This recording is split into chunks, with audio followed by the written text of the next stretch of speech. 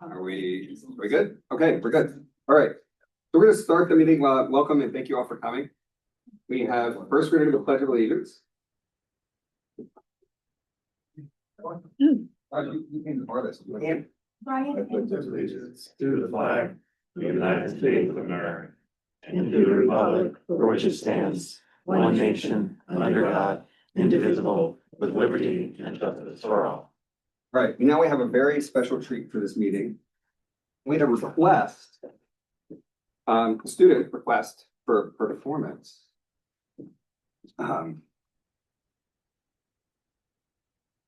Yes, I don't know if you're ready for this. Like, this is, I feel like Marty McFly in Back to the Future. Like, I'm not sure you guys are ready for this stuff. Brian, would you like to stand here? Would you like to come to the center? Wherever you're comfortable, you gotta be near your amp, I understand. So, this is Brian Robillard or Robillard? Robillard. All right, you're 11? 12 now, okay. He was 11 when they were requesting. Happy birthday. So, can you tell us a little bit about your guitar playing? How long have you been playing? This year, 3 years. 3 years, wow. It's pretty good. What's your favorite kind of music to play? Rock. All right. So, we're gonna get a special performance here. What are you playing for today? National. A national anthem. All right. Well, do you mind if I record you? You're on video here anyway. So, okay, cool. Should stand. Make sure you get, hey, Yeah. make sure you ask for royalties if he takes and posts it. That's the thing, this is really cool. All right. So you're playing the national anthem for us. I think maybe we should stand. Yeah. Yeah. All right, Brian, whenever you're ready.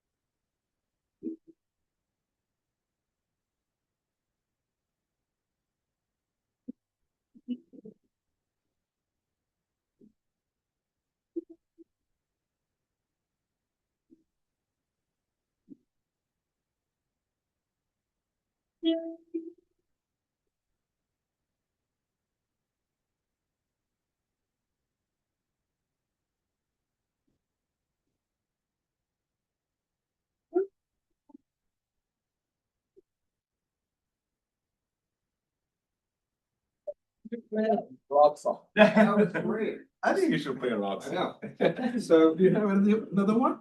next time you gotta work on your finish to kick over your hand.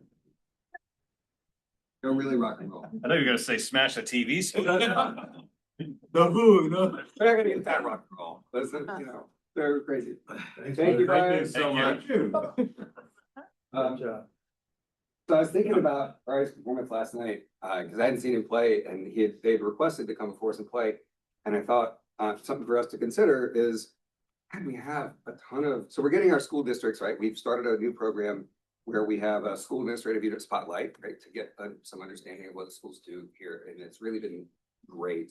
It just made me think maybe we should have kids from our schools come and give us a little performance of the Star Spangled Banner every meeting. You could play it on a recorder, you could play it on whatever, it would be fun. So, something to think about. All right, we have public comment. We only have one Just- person. Yeah. Just real quick, I noticed that the Bath School District was gonna be postponed till the next. Yes. I took the liberty of looking it up and I looked up the Bath Town Forest. I encourage the board to look at it. Just a couple notes, 1958 students were planting a hayfield, so this is nothing new. Cool.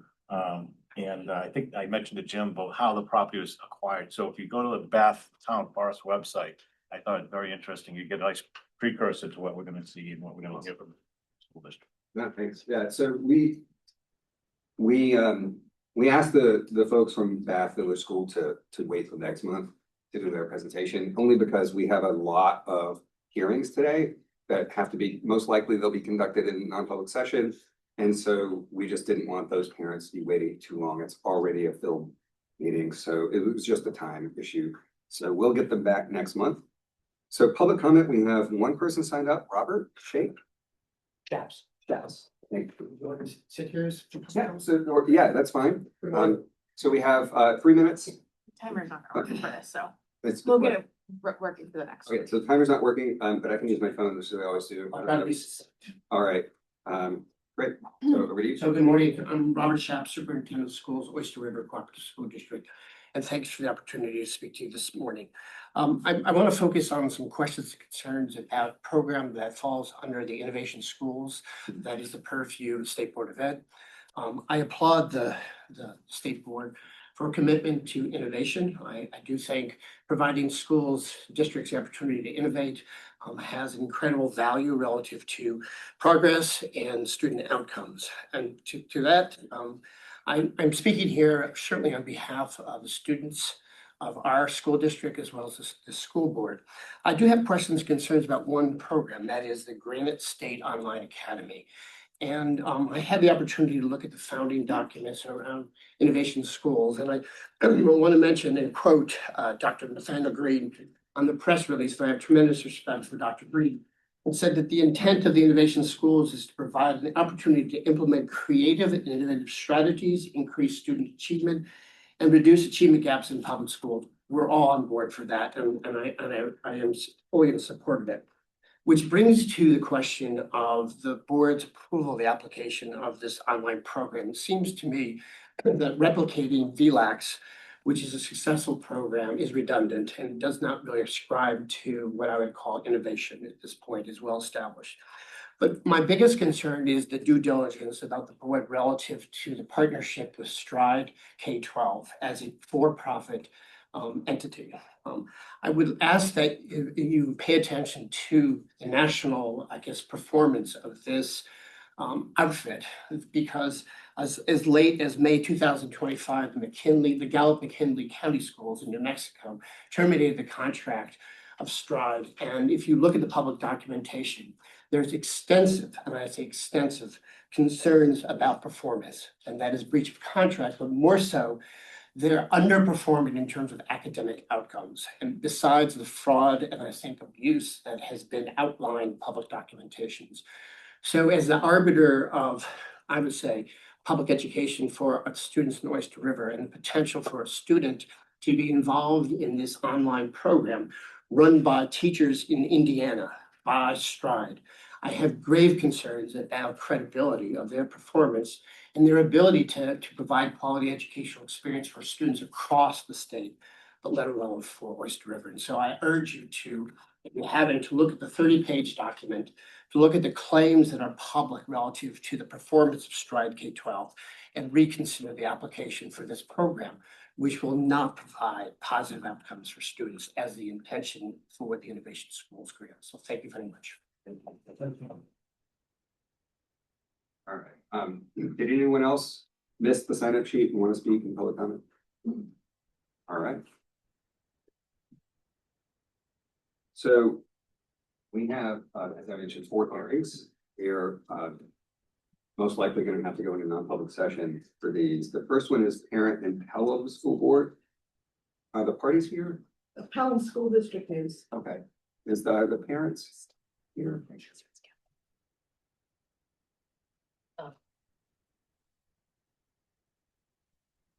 Not here. Normally we would allow the parent to decide if they want to go into non-public or public. Without the parent here, given this particular case, I think it would be appropriate for us to go ahead and go into non-public session on this one. So I'm going to go ahead and do that. We need to vote to do that. So I need a motion. So moved. So all in favor, let's roll call. Aye. Aye. All right, so that means we're gonna have to shut everything down, turn off tonight. Everybody who's not a party to this particular case, Pelham will have to exit.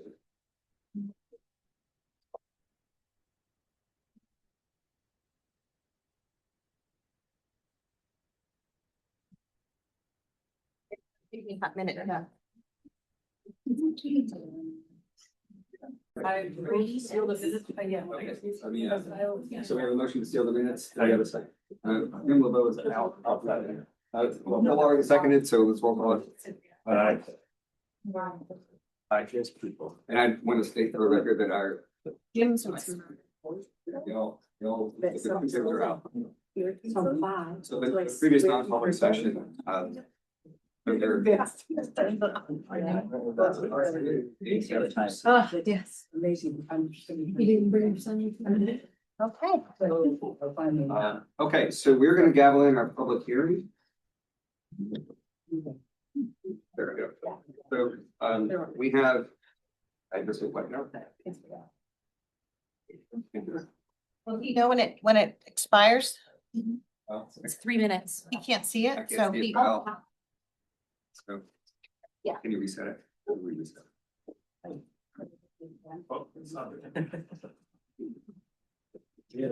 9 o'clock here, folks, so there were listening more of us.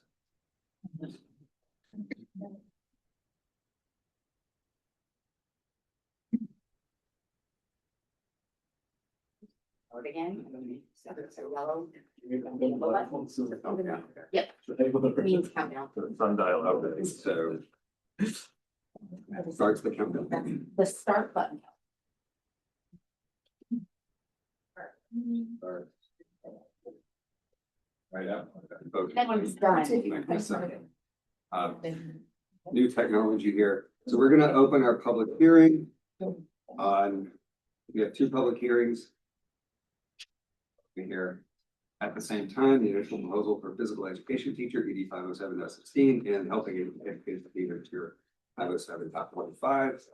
We have several sign-up sheets. So I'm starting with Tanya Sturts and Brian Walker. You seem to be, hey. Hello. They're so far back, usually we're Yeah, close. It does feel like sometimes. For which, Both of these hearings are running simultaneously, so if you can please switch or both of the rules you're testifying on. We are testifying on both rules and we're here representing the Council for Teacher Education. And we do have a letter, short letter with saying, you know, what we traditionally do in our advisory role, which Brian will read because we're co-chairs of the Council for Teacher Ed. Good morning, and good to see you all. Yes. Dear State Board of Education members, at the Thursday, December 18th, Council for Teacher Education meeting, we discussed the proposed changes to ED 507.16, physical education teacher, and to ED 507.15, health education teacher. Below are the motions made during the meeting that we want to share with the State Board of Education for the public hearing on January 8th, 2026. The Council for Teacher Education recommends maintaining the bachelor's degree requirement for the physical education licensure. There was a vote in favor, 11 in favor, and 1 abstained. The Council for Teacher Education recommends maintaining the bachelor's degree requirement for the health education licensure. There was a vote with 11 in favor and 1 abstained. And we would like to invite any or all of you members of State Board of Education to attend a spring 2026 Council for Teacher Education meeting to discuss the reasons for these recommendations. We typically meet on The third Thursday of the month. of the month. So thank you for your time. Thank you for listening. And Yeah, thank you. thank You want me to Yeah. send it? Angela, do I have this to you? Oh, that'd be great. Did you already submit it electronically or no? We can. Would you like this to? That'd be lovely. Okay. But I'll keep this too. Awesome. Thanks. Thank you. Have a good day. Right, we have several folks from Plymouth State University. The first is Jen, and I'm not sure I can get your last name. You? You like? Yeah. All right, you're up. Stand up. You guys all? We're all Okay, all right. Yeah. Oh, so, if you're all, are you all gonna, do you have separate things to testify on? yes, Okay, so you're welcome to sit together, but I think we'll do one at a time, so you don't all eat into your time. How's that? All right, so we'll start with you, Kim, you're up. And if you have, just so this is our sort of blanket policy here, it's 3-minute testimony. If you've already sent in written testimony, we do get all of those and we read all those, so we ask folks not to reread testimony they've already sent in, but if you wanna elucidate points, that kind of thing, you will. All right. Yes, my name is Jennifer Newick, and I'm a senior at Plymouth State University, working towards my degree in physical and health education to get certified as a physical education teacher in New Hampshire. I'm from Lee, New Hampshire, and I attended New Hampshire Public Schools for my K-12 education. I'm writing to share my concerns about the proposed changes to PE and health teacher certification and the role of the Professional Standards Board. After listening to the recent discussion, I am worried these changes would make it easier for schools to hire people who are not fully trained to teach physical education or health. PE and health teachers need a strong background in child development, safety, injury prevention, fitness, and teaching strategies. These skills come from a full certification program, not a short training or unrelated experience. Certified educators in every subject, including PE and health, are important because these areas directly impact lifelong wellness, confidence, and safety. Having a properly trained educator can make the difference between a student who avoids physical activity for life and one who feels capable, included, and supported.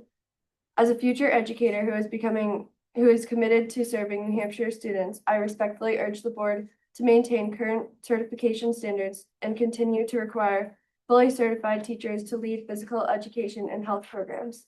Thank you for taking the time to listen to public concerns and for considering the long-term impact of these decisions on students across our state. Thank you for your time and for listening to public feedback. Thank you. Okay, next I've got Rowan McCarthy. All right, dear State Board of Education, my name is Rowan McCarthy and I'm a sophomore at Plymouth State University in the Physical Education and Health Education Teacher Certification Program, pursuing a degree to teach right here in New Hampshire. I'm in the honors program and a member of the Health and Human Performance Club. I'm here to speak out against the proposed changes to the physical education and health education teacher licensure requirements. Despite what some may think, physical education and health are academic content areas no different than math, ELA, or science. And these require specialized knowledge of human movement, instructional design, developmental training, and assessment, which are competencies only gained through a 4-year teacher preparation program. Being a cashier at Market Basket isn't considered qualification to be a math teacher, so why should working at a Planet Fitness for 4 years be considered enough to be qualified as a PE teacher or a health teacher? As someone with 5 years of experience in coaching both youth soccer and youth alpine skiing, I can confidently say that this experience alone is not nearly enough to make me feel confident in providing safe and quality physical education in a curriculum-based school setting. While these have been valuable experiences to me as a teacher candidate, they haven't taught me anything about lesson planning, curriculum design, or inclusive instruction. And although with these proposed changes, my high school diploma and 5 years of soccer and ski instruction would be more than enough to become qualified and licensed as a physical education teacher, I truly believe that for the health and well-being of future generations of students here in New Hampshire, we must continue to send our physical education and health education teachers through a 4-year program that focuses on motor development, skill development, biomechanics, exercise physiology, as well as fitness and health-related instruction, all designed around standards-based curriculum and lesson planning. In my 5 years of coaching experience through summer and soccer camps and winter ski instruction, I've seen firsthand how oftentimes elite athletes are not good teachers. I've seen varsity soccer players be oblivious to class management and safety, and elite ski racers teach children to turn by yelling at them to just turn. Therefore, it is my recommendation, as well as all of my peers and professors here at Plymouth State's recommendation, that all physical education and health education teachers should be required to hold a bachelor's degree in physical education or related teacher preparation fields and meet state licensure. Thank you for your time. Thank you. So given your comments, I just like to clarify for the group, because the form letters that we're receiving and the testimony we're receiving seem to misunderstand the rule change. The proposed rule change does not eliminate or take away a single qualification for content knowledge. The content knowledge standards are there. They stay the same, just slight tweaks, but you still have to have the content knowledge. It's in the rule. We can print it out and you can read the proposed rule. You don't change significantly that you have to exhibit professional ethics, understand the laws and regulations, have the skills to teach. All that stuff is still in there. The change is simply removing the bachelor's degree, and the bachelor's degree, as currently required, does not require a bachelor's in physical education. It simply requires a bachelor's degree in general. So I think there's a lot of misunderstanding coming in here, and if you guys would like to make the case that a bachelor's degree in general in any subject is the minimum bar that should be set, we're happy to have that testimony. But the skill and content areas are not significantly changed in the proposed rule. The bachelor's requirement is literally a bachelor's degree in any subject. And we changed that. So I think there's a lot of misunderstanding about what the proposed rule change actually does. So I'm happy to continue hearing the testimony. I just want people to understand that I think there's some misinformation being spread out there about what these proposed rule change actually is changing. Do we have printed copies, by the way? I don't know if it's printed. They're online, so in our packet online, maybe we should print some copies of the proposed rules changes here to hand it out. So some people have them, and look, maybe you disagree with the proposed changes, and that's great. I'm just saying, it seems to be some misunderstanding about what the change actually does.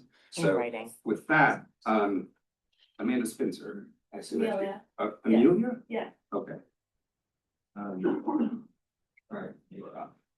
Dear members of the New Hampshire State Board of Education, good afternoon and thank you for the opportunity to speak today. My name is Amelia Spencer and I'm a first-year physical education and health education major at Plymouth State University and a member of the women's ice hockey team. I stand before you not only as a college student and student athlete, but as a future educator preparing to teach, guide, and protect the students of New Hampshire. I am here because I am deeply concerned about the proposed changes to ED 507.16. I ask you to consider this. What do students deserve when they enter a gym or a health classroom?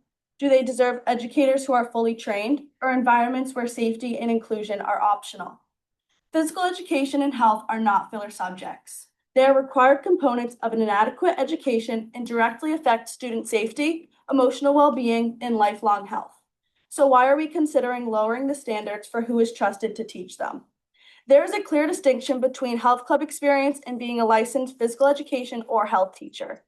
Health club experience may provide exposure to fitness settings and wellness practices, but it does not inherently prepare someone to educate children.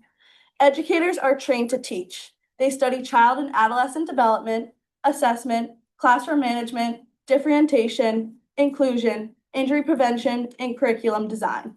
They don't simply supervise movement, they design intentional learning experiences. As a first-year student, I want to be honest with you. Even with formal training, I am only beginning to understand what responsible teaching requires. In my Foundations of PE class, in my elementary activities class, we are learning how to differentiate activities, modify lessons for students with disabilities, create inclusive environments, and ensure students participate safely. And this is just the beginning. Just 1 year ago, I was still a high school student myself. Experience as a student does not equal qualification as a teacher. I participated in health and wellness clubs and positive activities, but those experiences did not prepare me to be responsible for children's learning, safety, and development. Good intentions are not the same as professional preparation. Lowering certification requirements risks student safety, equity, and the integrity of physical and health education. Students are not practice, they are people, and they deserve trained, licensed educators. Thank you for your time and for considering the voices of those of us preparing to serve New Hampshire's youth. Thank you. Peter? Yes, good morning. My name is Peter Seymour. I'm a junior majoring in physical education at Plymouth State University. I grew up and received K through 12 education all here in Hillsborough, New Hampshire. I'm also pursuing an academic minor in coaching and have coached both JV and varsity basketball for 3 seasons. Although I have the utmost respect for anyone in the coaching profession, I do not believe that 2 years of experience as a coach alone gives someone all the proper tools needed to be a physical education teacher. I'm here today out of concern for the proposed changes to both physical and health education fields. The most important factors related to this issue are the increased level of safety, risk management, and mitigation of legal liability within a school with a physical education teacher with a college degree. Individuals without a degree won't have the training to implement proper safety protocols or recognize injury risks of activities. An individual without this preparation can place themselves, schools, or most importantly, the students at risk. Having this holistic teaching background that a college education provides allows for stronger lesson planning for students of all ability levels, not just athletes who are often the self-starters within our classrooms. It's critical to advocate for those students who are reluctant participants or have a disability or a condition. Those populations of students are often the ones that need physical activity time the most, as they are less likely to engage in team sports or casual physical activities outside of school time. These activities during physical education class are a direct benefit to their physical and mental health. It is important to have a teacher who has been properly trained to teach to all levels of ability to provide a quality, lasting experience to all students. Thank you to all in attendance and those interested in this matter. Thank you. And I'm Dana Griffith. I was on the same line as Peter, so I'll be very brief. I saw I only have a minute left.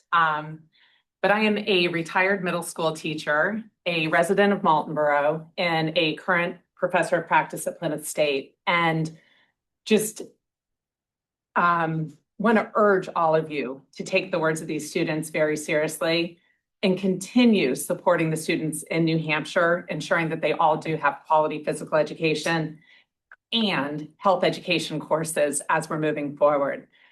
To clarify, I really think the associate degree and the words these students were saying is showing that in a 2-year associate degree program, you're not getting that guided support, the mentorship, the opportunity to practice with someone who's there to help you out, the ability to differentiate.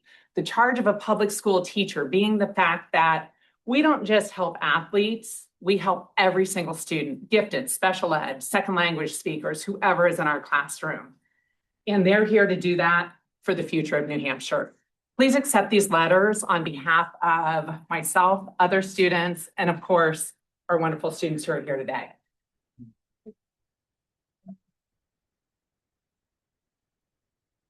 Thank you, guys. Before we get to the next speaker, I just want to reiterate the rules, the proposed rules, continue to require pedagogical knowledge, lesson planning, techniques for modifying supports related to skill and disability. All that stuff is still required. That was not changed. Yes, changed the bachelor's degree requirement, and the current requirement does not require bachelor's degree in physical education. The state has never required. The state only requires a bachelor's degree in physical.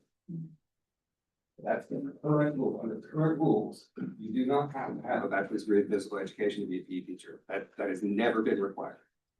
So I just want to make that very clear because obviously there's a lot of misunderstanding about what this change actually does. So, Kimberly. Yeah. Okay. Thank you. Hi. Good morning. My name is Kimberly Organic. I'm a former teacher, school, and district administrator, and today I'm here for NEA New Hampshire as the Public Education and School Support Coordinator. Thank you for your opportunity to speak today. School districts have a responsibility to ensure that every educator is fully prepared to meet the academic, physical, and social-emotional needs of students. Health and physical education teachers play a uniquely critical role in this mission. They're responsible not only for physical activity, but for the student's safety, wellness, mental health, and lifelong habits that extend far beyond the classroom. It is essential that health and physical education teachers hold at least a bachelor's degree in their field. A bachelor's degree provides the foundational content knowledge needed to teach safely and effectively. Coursework in anatomy, physiology, motor development, nutrition, and health education equips teachers to design developmentally appropriate instruction, recognize physical limitations, and make informed decisions that prioritize student safety. Without this preparation, districts cannot be confident that instruction is grounded in research or best practice. Physical education settings are dynamic, and they're often less structured than traditional classrooms. Strong classroom management, lesson design, assessment, and differentiation skills are essential to prevent injury, promote engagement, and ensure that all students can participate meaningfully. Formal preparation also supports alignment with the broader educational mission. Well-trained health and physical education teachers understand how physical activity supports academic achievement, behavior, and mental health, and they can collaborate effectively with colleagues to support whole child development. In addition, teacher preparation programs address ethics, professionalism, and legal responsibilities. These educators work closely with students' bodies and personal health information, making training in confidentiality, professional boundaries, and mandated reporting essential for protecting students and districts alike. Finally, requiring a bachelor's degree affirms that health and physical education is a vital professional discipline. Holding these educators to the same standards as others reinforces equity, elevates the field, and ensures students receive high-quality instruction. A college degree is not merely a credential, it is a commitment to student safety, equity, and well-being. I urge the board to uphold this standard in the best interest of our students and schools. I do actually have one question I wanted to add in light of what you had said previously. My question is this: if I wanted to get a certification to be a PE or health teacher through a site-based learning plan, so the alternative pathway instead of through a college program like Plymouth, I would have to get a statement of eligibility. And in order to get that statement of eligibility to do alternative certification, I would need at minimum a bachelor's degree. So my question is, how is this different to be a PE or health teacher, not through an alternative pathway, but I no longer need that bachelor's degree? So that's my confusion. From your clarification earlier, I don't understand why an alternative pathway person must have a bachelor's degree to get a statement of eligibility to go on that pathway, whereas anybody else for PE and health only don't need that qualification. But I think this rule came up, as you know, they do, the credential rules discreetly come up. So for this particular rule, one of the changes we made was taking out the bachelor's degree requirement. The general bachelor's degree does not require bachelor's in health education, physical education, or anything else. So that means that to become a PE teacher, if this rule continues, you would not need the bachelor's degree. You would still need all the other content knowledge. You would still need to demonstrate to the school that you're being hired for that you can do all these things, including teaching, including lesson planning, all that stuff is still required. We haven't taken up the alternative pathway, but so there may be some mismatch there we'd have to look at. So or they hire a PE teacher as general, you would need to have the bachelor's degree, but you would still need all the content specific skills. And I think there may need to be a little bit more clarification because some of the language is vague when it refers to they should be able to demonstrate or in a related field, because that leaves things pretty wide open that you could have the market basket cashier teaching math. So I just think that sometimes we have to be a little bit more You could specific. only have a market basket cashier teaching math if they could demonstrate that they have all the skills spelled out in the rule for teaching math. You can't just come in as a market basket cashier. You would have to prove that you could do the job as a teacher. And that's in the requirement. That does not change. So then the question is, how can they demonstrate that and whom do they demonstrate it to? I guess is the question. So That's that, again, that's current rules. You have to demonstrate that. That's not changed. Under current rules, you hire as a math teacher, a PE teacher, anything else, you have to demonstrate that you can do those things. So schools may take the bachelor's degree in your field and the coursework as demonstration that you can do these things, but that's not the only method they use to demonstrate that. Again, we don't require bachelor's in the field. We require a bachelor's in general. So it's already the case that they can look at the required skills and ask for demonstration of those required skills. That's already the case. We just have to know that's where it's something. That's the current situation. so I just think that as a former school principal and assistant superintendent, I don't know that they would know how they're requesting people to demonstrate these things. Because if I hire someone on a site-based learning plan, I know they've gone through the DOE, they've gotten a statement of eligibility, they have a bachelor's degree, and 9 times out of 10, the competencies for the content area, they have covered, because if you look at their transcripts, they might have majored in math. So they know the content for math, they don't know how to teach. So the professional knowledge competencies is how we use that 3-year plan that we create for them to learn how to teach. And then I know that that's gonna be okay, but if I hire somebody who does not have a plan, because they're just gonna show up and say, well, I have an associate's degree in sports nutrition and I work at Planet Fitness for the past 4 or 5 years. How am I going to know that they can demonstrate those things, because there's no site-based plan, there's no 3-year plan, I'm not working with them on these So they can't competencies. demonstrate They have the skills that are listed as required in rule to be a PE teacher. They can They can come from Planet Fitness and say, yeah, I want this PE teacher job, but they have to demonstrate that they know how to, again, this is in the rule. They have to have the ability to demonstrate that they can make accommodations and modifications and support related to fitness, skill, ability, and disabilities. They have to be able to use pedagogical techniques, including specially designed physical education instruction. They have to demonstrate that.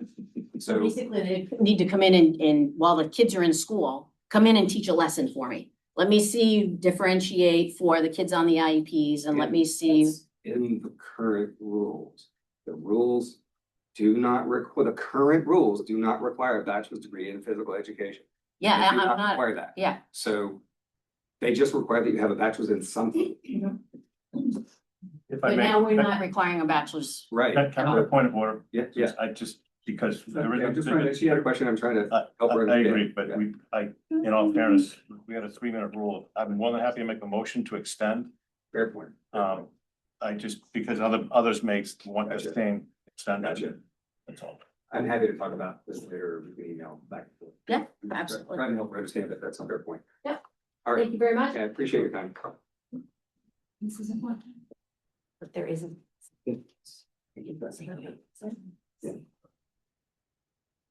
Oh, So that will go up. Thank you, goodness. oh, I love that we do that.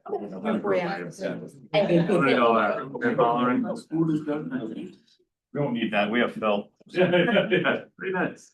Amy Tripp is next. Yes, yes.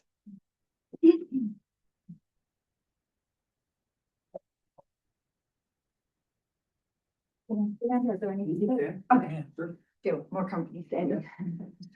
My name's Amy Tripp. I teach at Guilford High School. I've been teaching at Guilford High School for 17 years. Did I get started there? It's not started. Let me try it again. There we go, thank you. My name's Amy Tripp. I've been a PE teacher at Guilford High School in the Lakes region for 17 years.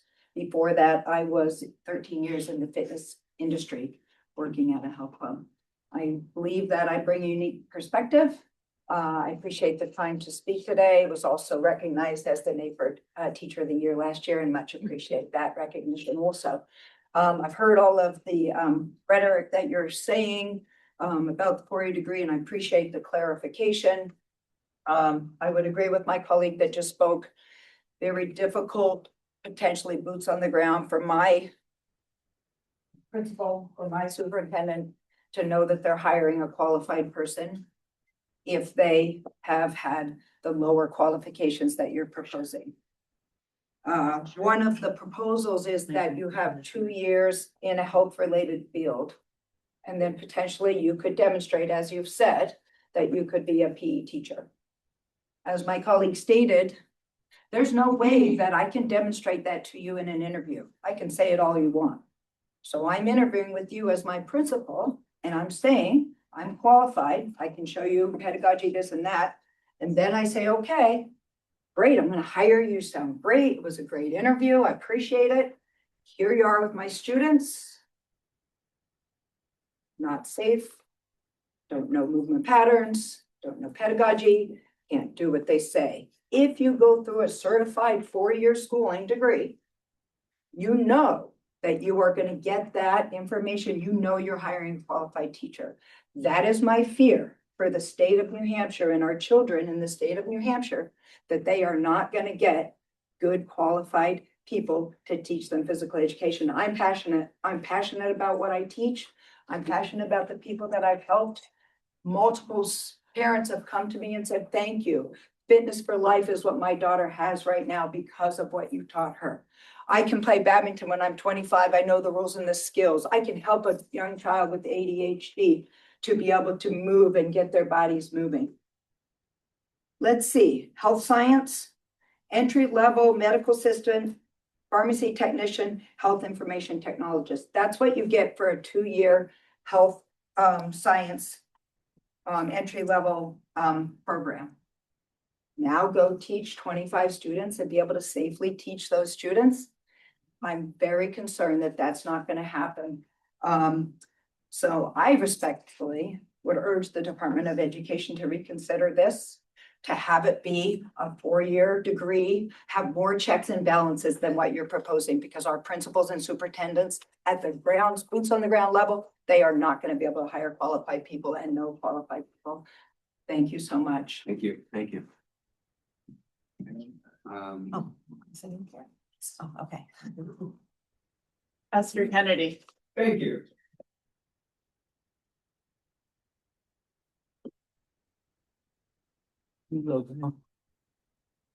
I want to thank the board for entertaining this. I want to thank Ms. Adams, who I have a great deal of respect for a number of years of not knowing, for sitting here. Commissioner Glenn, I understand what you're saying. I am someone who has 6, 7 certs. Actually, one is dormant, but 6 certifications. I started with a 4-year bachelor's degree.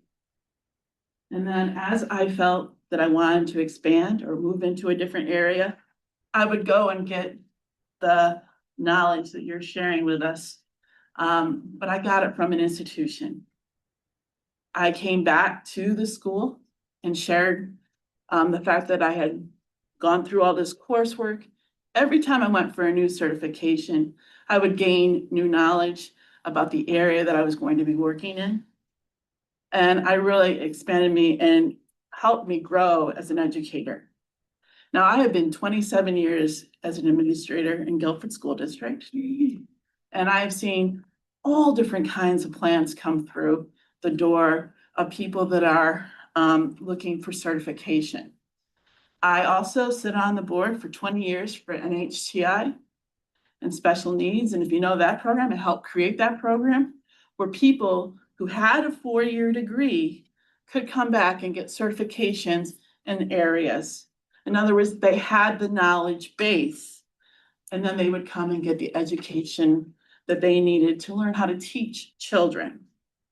And then they would support. And those, as you know, is a very interesting program that we're one of the few states that have. So at NHTI, you come in with a bachelor's degree, you can take the coursework to learn how to teach children and then be certified in special needs. We have a certification in mathematics. And it allows a nice growth pattern, but you still need that bachelor's degree. You still need that growth in an area that you might have. If you want to go in special needs, you need to have something that's associated with that. It might be a bachelor's in sociology, a bachelor's in psychology, and then you go and learn how to get your academics. By taking this out, you miss that growth of 4 years. I've also had the privilege not only of being at Guilford for 27 years, but I've also had the privilege of teaching at Plymouth University for 22 years in their special needs program. We have a lot of people that have been in the field working, doing things that come back and they have to grow. I have seen them need to grow. So they might have a couple years of working in the field, so they might come in that way. Or they may have a couple years working and just have a 2-year degree. So they might come into the program that way. Or they might come in working in a field and then want to get their certifications. No matter how you look at it, they need to get the knowledge. They need to grow. And by doing this, sir, you're just asking our districts to make that decision. And I can tell you that at 4 years, most people need 4 years either in an area of interest, like a science. We get a lot of teachers through these alternative programs in science. And they've been in the field and they bring gifts, don't get me wrong, but they still have 4 years. So I'm all right with having a general bachelor for any of the thing, as long as they have a bachelor's degree. However, you still need to have programs to allow them to get the other information. Our schools aren't capable in many respects to really do that teaching. It takes very interesting individuals to give that support to those potential certification candidates.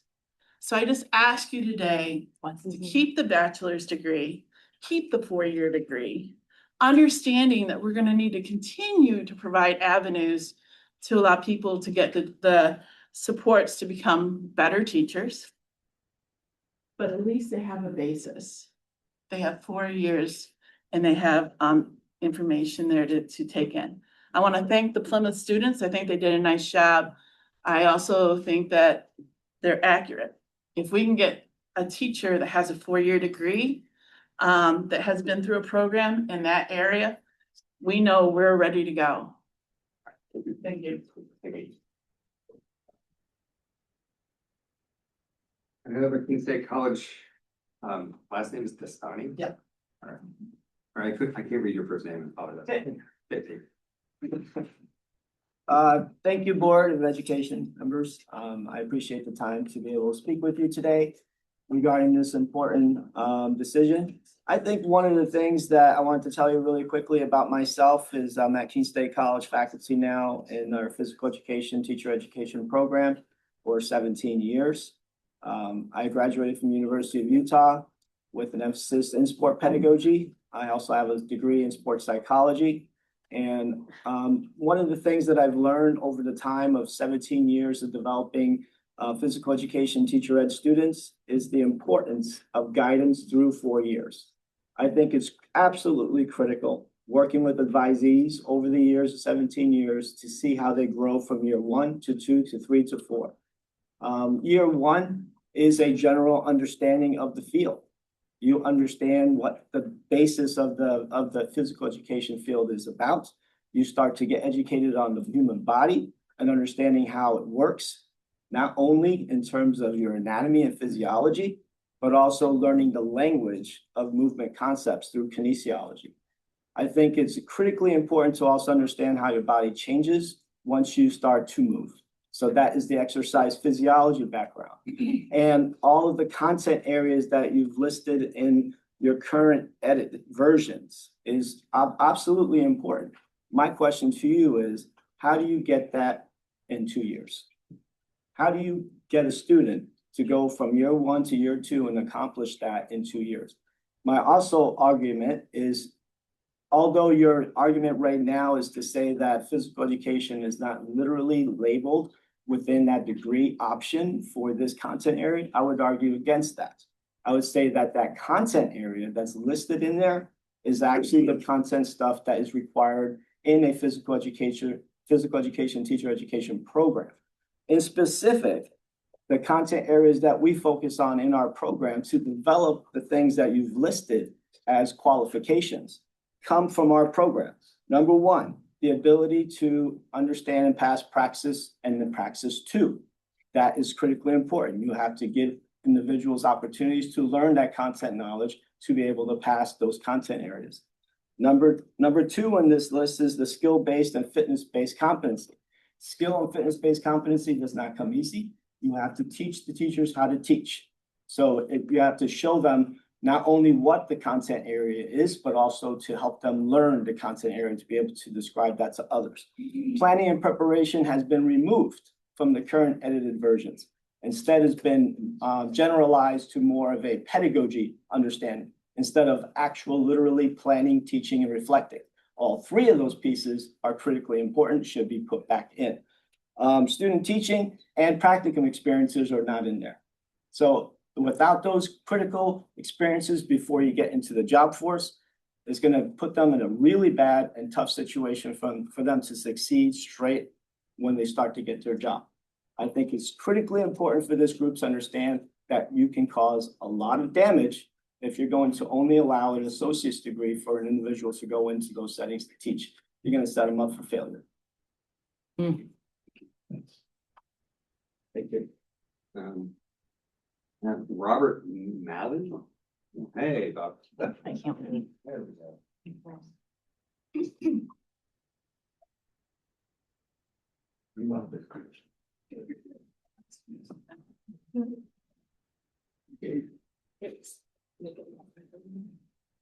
That's good.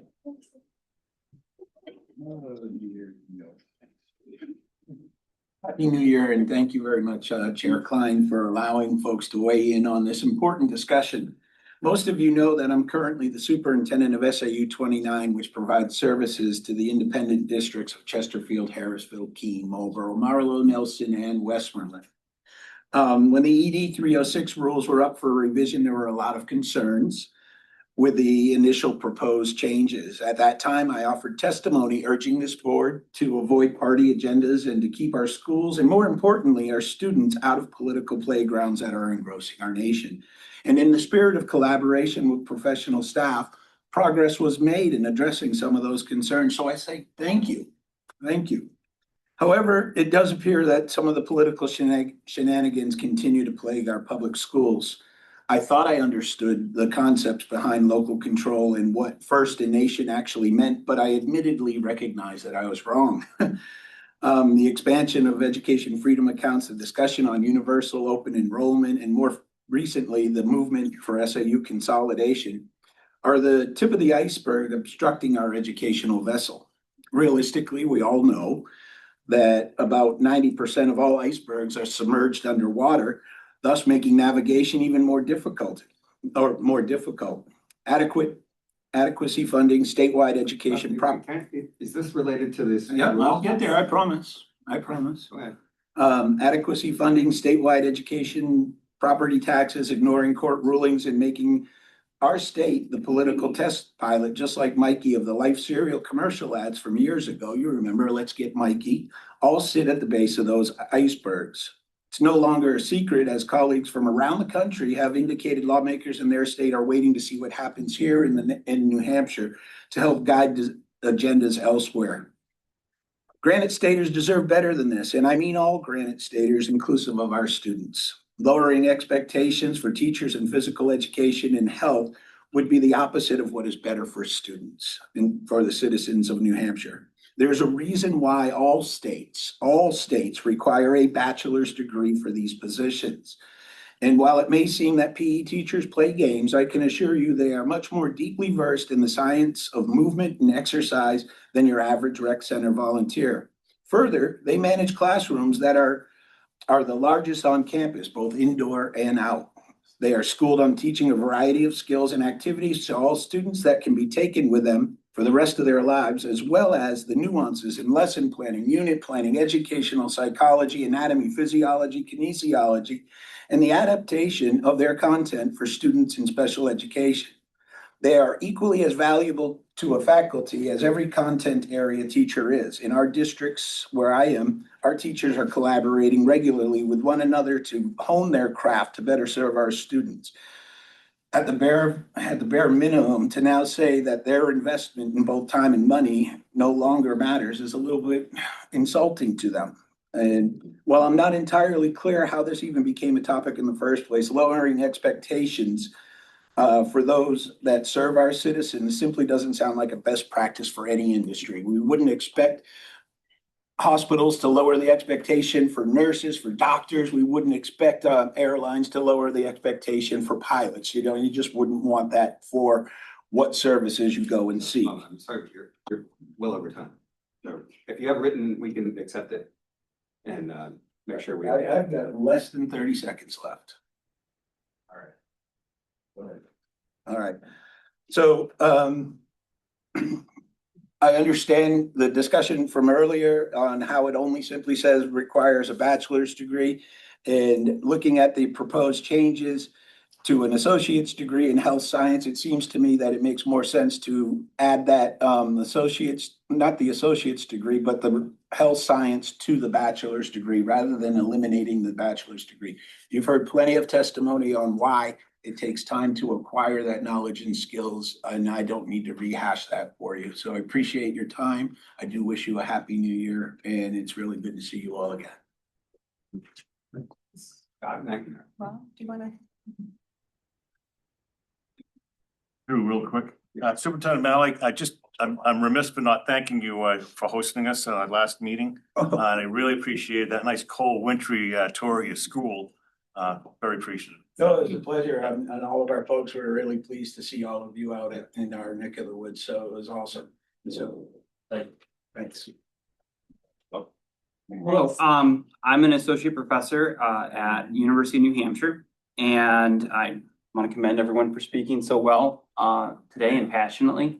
I'm going to focus on specially designed physical education because that's my area of specialty, which is adapted physical education. It's actually the only curriculum identified, physical education is the only curriculum identified in the definition of special education, which most people don't know.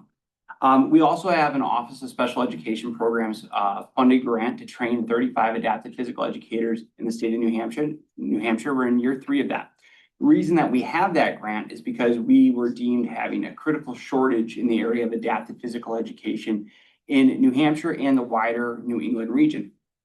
We identified that through surveys and interviews with parents, administrators, and teachers in the New England region. And what we clearly found through those is that we found that when teachers were qualified in adapted physical education, and I will also state, my perception is that the state of New Hampshire already is fairly poor in the adapted physical education quality and programming that we provide in our schools. And so with that, but when parents, teachers, administrators saw that they had high quality teachers providing those services, they saw many benefits and positive outcomes for their children with disabilities. On the other hand, when we had perceptions of poorly trained teachers and around adaptive physical education, and I would even admit that some of these are people that are coming through our PE programming, but with that, we see things like exclusion, poor outcomes, and marginalization for those children with disabilities in our schools. And we see that, and again, part of the reason it's in the definition of special education is because PE was seen as an area that bullying and so on and so forth happens for children with disabilities, and it especially. We had one quote from a parent say, "When I see duck, duck, goose written on a board, I really question the level of qualification of the teacher. Do they know anything about autism? Do they know anything about intellectual disability?" We also had parents citing that because the quality of the programming was so poor in their gyms, that they wouldn't go in the gym for any reason after that. So I say all that, and my question is, like, should we be lowering the bar at all? I feel that lowering the bar at all right now, again, around children with disabilities is something that is going to have lead to poorer outcomes than what already currently exist and are going to exacerbate all those issues that we know already exist in our schools around children with disabilities. And a question I have is, why is PE and health being singled out is my question. But can I just ask you, we're out of time here, was there, other than the general bachelor's degree requirement, was there a specific part in the rules that took out? No, but I you were think, concerned about? well, I think the part I think was exemplified by several other people is that one, administrators have a hard time actually observing these things. So the feasibility of seeing it without a bachelor's program and other training. But also the piece I think is just like, I mean, why is PE and health being singled out and being lowered at all? Like, why are we doing that? Why are the qualifications being lowered? This isn't a conversation. I'm happy to have conversations with you offline, but we have seen this as lowering the standard. There was an unrelated previous point. Again, the current rule does not require a bachelor's in health education. Does not require a bachelor's in physical education. That is not a requirement. It just requires a general bachelor's degree in these subjects. So you can be an English teacher, you can have an English degree, you can have a psychology degree, you can have any of that stuff. As long as you meet the skills qualifications that are laid out here, you can look at that. So we don't look at it as lowering the standards. We're trying to make everything, so that's where we have it. And I don't want to like lose that conversation. There's been a couple of kind of like, why are these being singled out?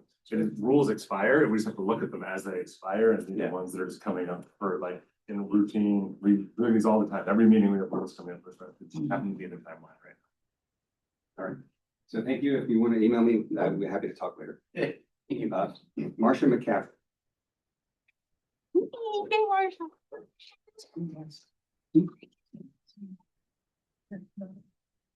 Hello. My name is Marcia McCaffrey. I live in Hopkinton, New Hampshire. I appreciate being able to speak to everyone today. As a point of reference, I retired from the State Department of Education 2 years ago. For 23 years, I was a proud employee of this department. I still am a proud retired employee of this department. I was the content specialist for the arts and also the field liaison for physical education for the department. In preparation for this hearing, I did review the entire set of 500 rules, trying to find what is the logic behind these rules writ large.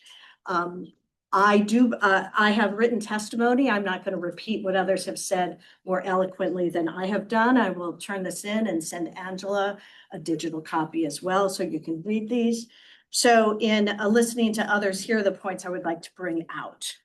The reason I believe that the bachelor's degree was a requirement was so that the alternative pathways for certification would allow someone to add an endorsement to a license that they already had based on achieving content knowledge. I have no gripe with the revised content. I think they're clear, they're measurable, right? So I read it the way I was supposed to. Those aren't changing. The concern is around lowering the standard to a high school degree. So the bachelor's degree in anything allowed alternative pathway certifications to add the endorsement. I ran multiple alternative 3 boards, and we had candidates come through who met the content standards, who had a bachelor's degree in something else. They had to be really dedicated to be able to do that, whether it was physical education, health, or music. And we also turned people down because they thought they had the content knowledge. They did not. But I believe that is why the generalized bachelor's degree was there. So the logic to remove the requirement for a bachelor's degree, I just think that's failed logic. I think the discussion should be, do we then require that bachelor's degree in a specific content area for every endorsement? Or do we go to the way it had been that made sense in a generalized sense? I think also logically, if you want to be a PE teacher, you're going to get a bachelor's degree in physical education. Same with health. You're going to get the health education degree. And so that was just sort of, that was sensible. That made sense. As I read through all of these 500s, it does occur to me, and I appreciate you saying as these come up, we're looking at these. So is the intent of the state board is to eliminate a bachelor's degree overall for teacher certification and leave it at a high school degree with relevant experience that is very difficult to achieve evidence. You're really pushing the risk of exposure to the local level. I want to read 500 ED 501.01, the purpose of these rules. The rules of this part implement the statutory responsibilities of the New Hampshire Board of Education to develop and administer credential standards for educational personnel. That is your responsibility. Because of the exposure associated with lowering standards for a PE credential, the state board is putting students at risk of physical and emotional injury. Physical education is a specialty area. New Hampshire's professional preparation programs are designed to guide and mentor pre-professional students through the intricacies of learning how to become beginning educators, professionals in their field. This is managing groups of students, providing personalized learning opportunities for all students with special needs, assessing student performance, giving positive feedback, grading, and motivating all students to adopt a physically active lifestyle while promoting overall health and well-being. I believe it is the responsibility of this body to carefully consider the unexpected consequences of lowering teacher licensure standards to the degree that puts students in jeopardy, not just for PE, but for all content areas. So your overtime, so can you leave any written I comments? have written material. There is one case study that I've also included that really emphasizes that risk of this important decision. Thank you very much. Dave Bergeron? Is it possible for the question, is it the intent of the state board to, as the standards come up, the content areas, to remove a bachelor's degree altogether? No. So singling out content areas is an I'm approach. happy to have conversation with you after, if that's not. I would love that. Thank you very much. Jane? Good morning. Thank you very much. My name is Jane Bergeron-Beaulieu. I'm the Executive Director of the New Hampshire Association of Special Ed Administrators. I'm here representing over 300 leaders in the field of special education, and they've asked me to express their thoughts regarding the proposed changes. First of all, we wanted to point out that children and youth with disabilities require educators that have specialized knowledge of students with exceptional needs. They know how, which really, includes creating a safe, inclusive, and effective learning environment, which oftentimes comes with that bachelor degree and related program.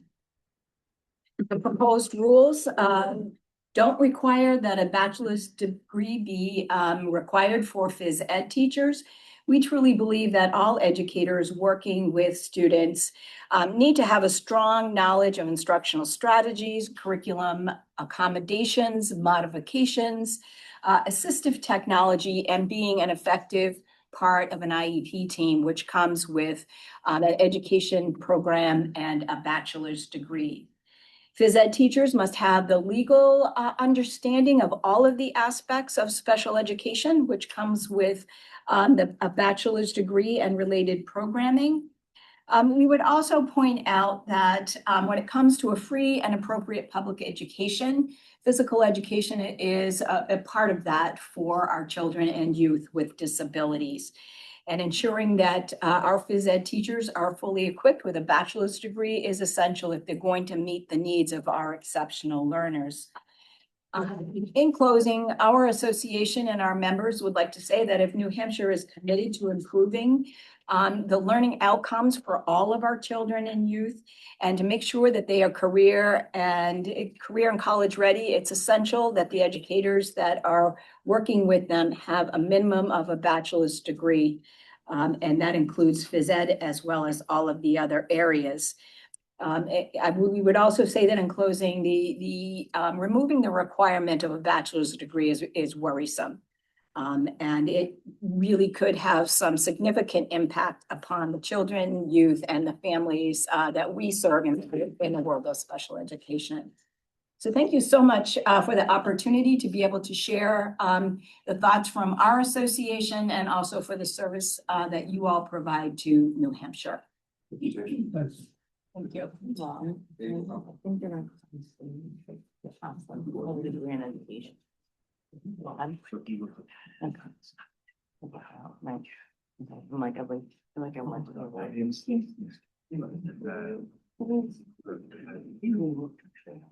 We can teach. None. Associates. Hello, my name is David Trumbull. I'm from the town of Ware. Thank you for the opportunity to testify today. I'm opposed to these regulation changes for 3 reasons. First, professional teacher training programs increase teacher effectiveness and student achievement. A study in the journal called Physical Educator, it's a peer-reviewed publication in 2021, documented that physical education teachers with bachelor's and or master's degrees who have gone through traditional teacher training programs had a positive impact on student achievement, while teachers without these credentials had a negative impact on student achievement. And this article was entitled Significance of High Quality Physical Education Teachers. It's specific to this topic. They cited over 30 studies, articles, and government sources to support their conclusion. It takes more than knowing sports to be a good phys ed teacher. You must know how to teach. The article says professional preparation in physical education ensures that teachers will develop classroom management and content knowledge specific to physical education. Certified physical education teachers instruct longer lessons, spend more time developing motor and movement skills, impart more knowledge, and provide more moderate and vigorous physical activity to students relative to classroom teachers with little or non-specialized physical education training, and they are more likely to have a positive impact on student learning. They go on to say, specific to the point of bachelor's degrees, research results have indicated that teacher qualifications such as having a bachelor's or master's degree and teacher certification in the area they are teaching positively impact student academic success. Uncertified teachers generally had negative effects on student achievement in comparison to certified teachers who completed traditional teacher certification programs. This study concludes that without enough qualified phys ed teachers, we will not meet our goal of students voluntarily engaging in physical activity outside of school. To address the chairman's concern, which says, well, you can have a non-related bachelor's degree. If the concern is that the current rule is not right, then fix it going in the other direction. Require that there be a bachelor's degree in the content area, which would be consistent with other areas of education. But to weaken the rule because you don't like the current rule makes no sense whatsoever. Second, physical education offers essential benefits to students in areas of mental health, physical health, and academic achievement. Studies document this largely. Third, these proposed regulations put New Hampshire on a slippery slope. Lowering teacher credentials in all school districts because some districts may have trouble attracting fully qualified teachers undercuts the excellent work of the PE teachers who have bachelor's and master's degrees. It would allow schools to not hire fully qualified teachers in the future, thus decreasing the quality of education throughout the state. If there is a shortage of highly qualified phys ed teachers, the solution is simple. Pay teachers wages commensurate with their education, their training, and experience. It's time to end the efforts to water down the public school standards where 90% of our children in this state receive their education. Thank you. Good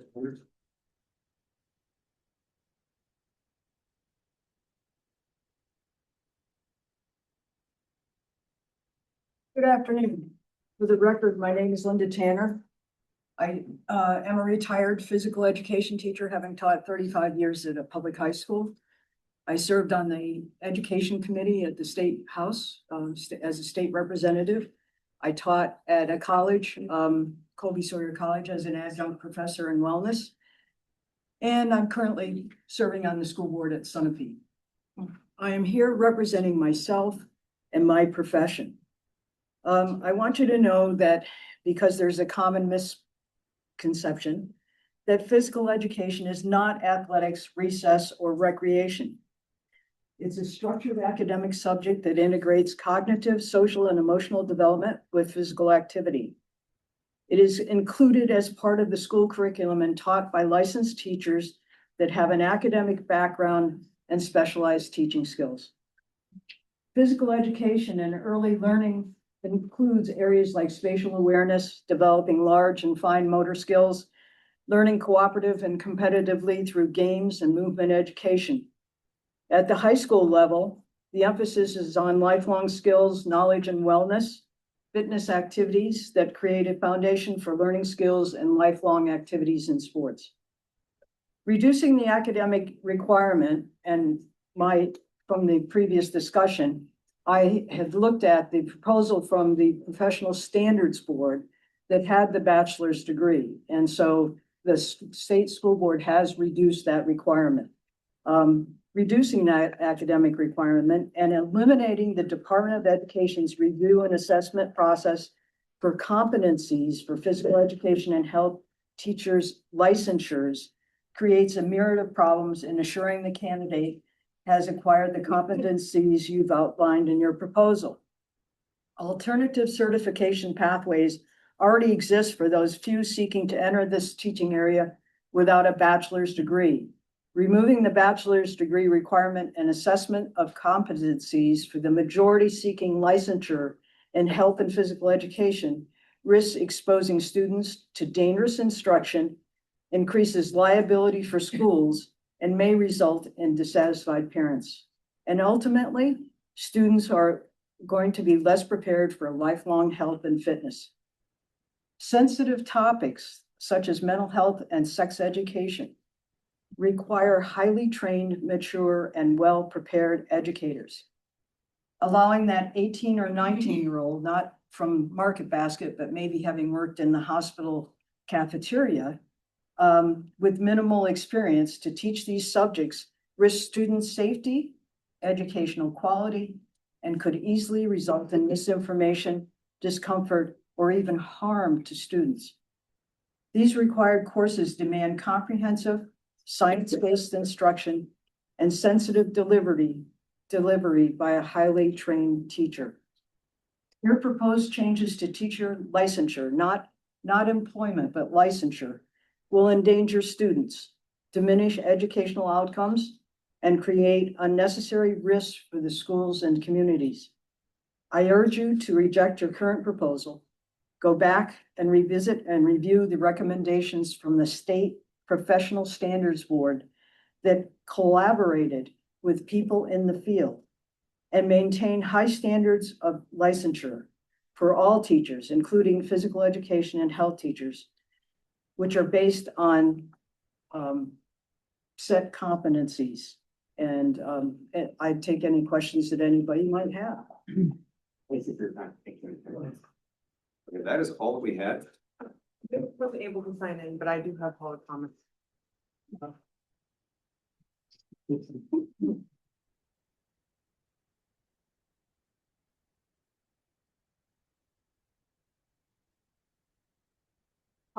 Dr. Andra Hall, I have been in the field for over 20 years. I sit on the professional standards board. You'll see me later for a couple of standards.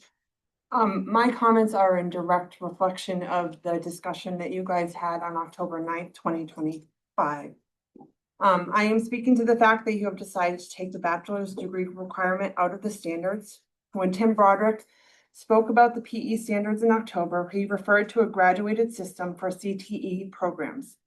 From the research that I have done, this is seen in other states for CTE licenses in particular, not in other endorsement areas.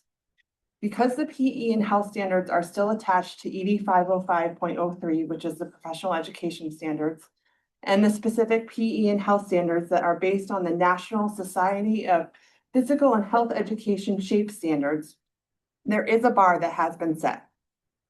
This national effort through the Society of Physical and Health Educators was a multi-year effort that has developed standards with teacher training programs in mind.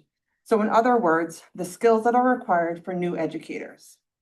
By creating a set of standards that aligns with national standards, we are building a system that provides quality instruction that develops the skills that students need to be healthy and have active lives. Having standards established at the national level will support students who must transfer to new schools in a new state, especially supportive of children who come from military families, by providing similar curriculums and expectations, ensuring an easier transition. As much as this supports consistency for students who move, it also creates reciprocity for our educator licenses, which might make it easier for teachers to enter our state. This is especially true for spouses of military families who are trying to get a job in the field of education while their family is stationed in New Hampshire. I would also implore you to look at the national standards and see that the committee that worked on these standards did not simply cut and paste the language, but were thoughtful about how and what they added to New Hampshire's proposed standards based on their expertise in the field. If we let go of the requirements for a bachelor's degree to be an educator, that reciprocity with most states is going to diminish significantly based on the research that Bill Ross did through the National Association of State Director of Teacher Education and Certification, known as NASDAQ. In fact, he was told that if we move in this direction, the tagline will be, "At least you're not New Hampshire." We used to have one of the top 5 education systems in the country before we started modeling our system off of a state that was 48th in the country. If the proposal is to move towards a graduated system, why was the requirement for a bachelor's degree taken out? A bachelor's degree program in physical and health education is going to be aligned to ensure that they meet all of the standards that are in these proposed standards, especially when they are built off of national standards like these were. The associate's degree that was referred to in the October meeting through Manchester Community College in Health and Exercise Sciences leads to a certificate as a personal trainer. This doesn't necessarily translate to being able to manage a whole classroom of students and ensure that they learn in a safe and productive environment. Classroom management is an important factor in every classroom, but especially so in physical education class that will often take place in a larger space than a typical classroom and with less structure than a typical classroom if there isn't a strong pedagogical understanding of classroom management strategies for a PE class. Or Can you leave that with us? I can. I do want to, someone had asked about alternative pathways, and I do want to clarify that the alternative pathways does not, to receive a statement of eligibility, it says that you need 15 college credits. So it is not a bachelor's degree that you need, but it is leading towards a bachelor's degree. And I would also say that my bachelor's degree is not in an area of education. I have my bachelor's degrees in psychology. If you were to put parameters around a bachelor's degree, you would cut off all of us that have gotten higher education beyond the bachelor's degree in education. With that, I'm going to close the public hearing on the proposal for physical education teacher and health education. And just to clarify, I know Representative Tanner had mentioned 18-year-olds teaching. Under the proposal, that would not be possible because you would have to have 4 years of experience. That you could be 18 each. But we appreciate the feedback. We'll definitely take it into consideration. Thank you all for coming.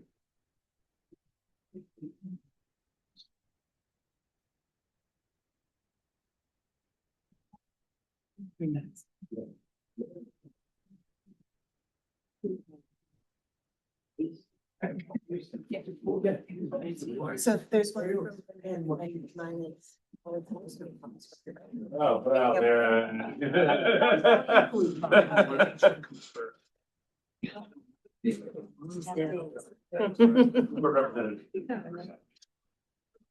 We still have 3 hearings. Focus. 2 hearings.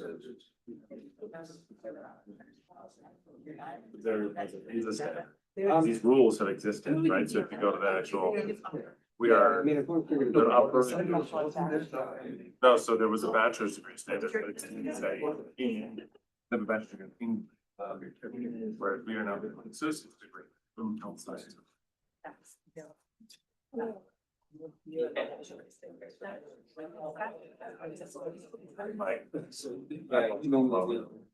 So, folks, it's lunchtime. We're just going to take a 5-minute break before we get into our next group of items. So, thanks for everybody and thank you for your break. Thank you. Nice, it's only be sitting up there looking for just the school site part. Yeah. Everybody. I just want to take up, since we're right here, and we're going to go back to our hearings, but I just want to knock a couple of things out real quickly. We have Forum Series has an appeal of a designation, and Nate is here, but I don't know if you wouldn't mind stepping up. So we had schools here too. Oh, the school's here too. So yeah, please coming up. Nate, do you want to just sort of explain what this issue is to the board? Because we're just wanted to make sure we understood the context here and what the Yeah, request was. so this is relative to an ATSI designation. And if you recall, we did a presentation to the board, I think, about 2 months ago on ATSI, CSI. So ATSI is relative to specific subgroups.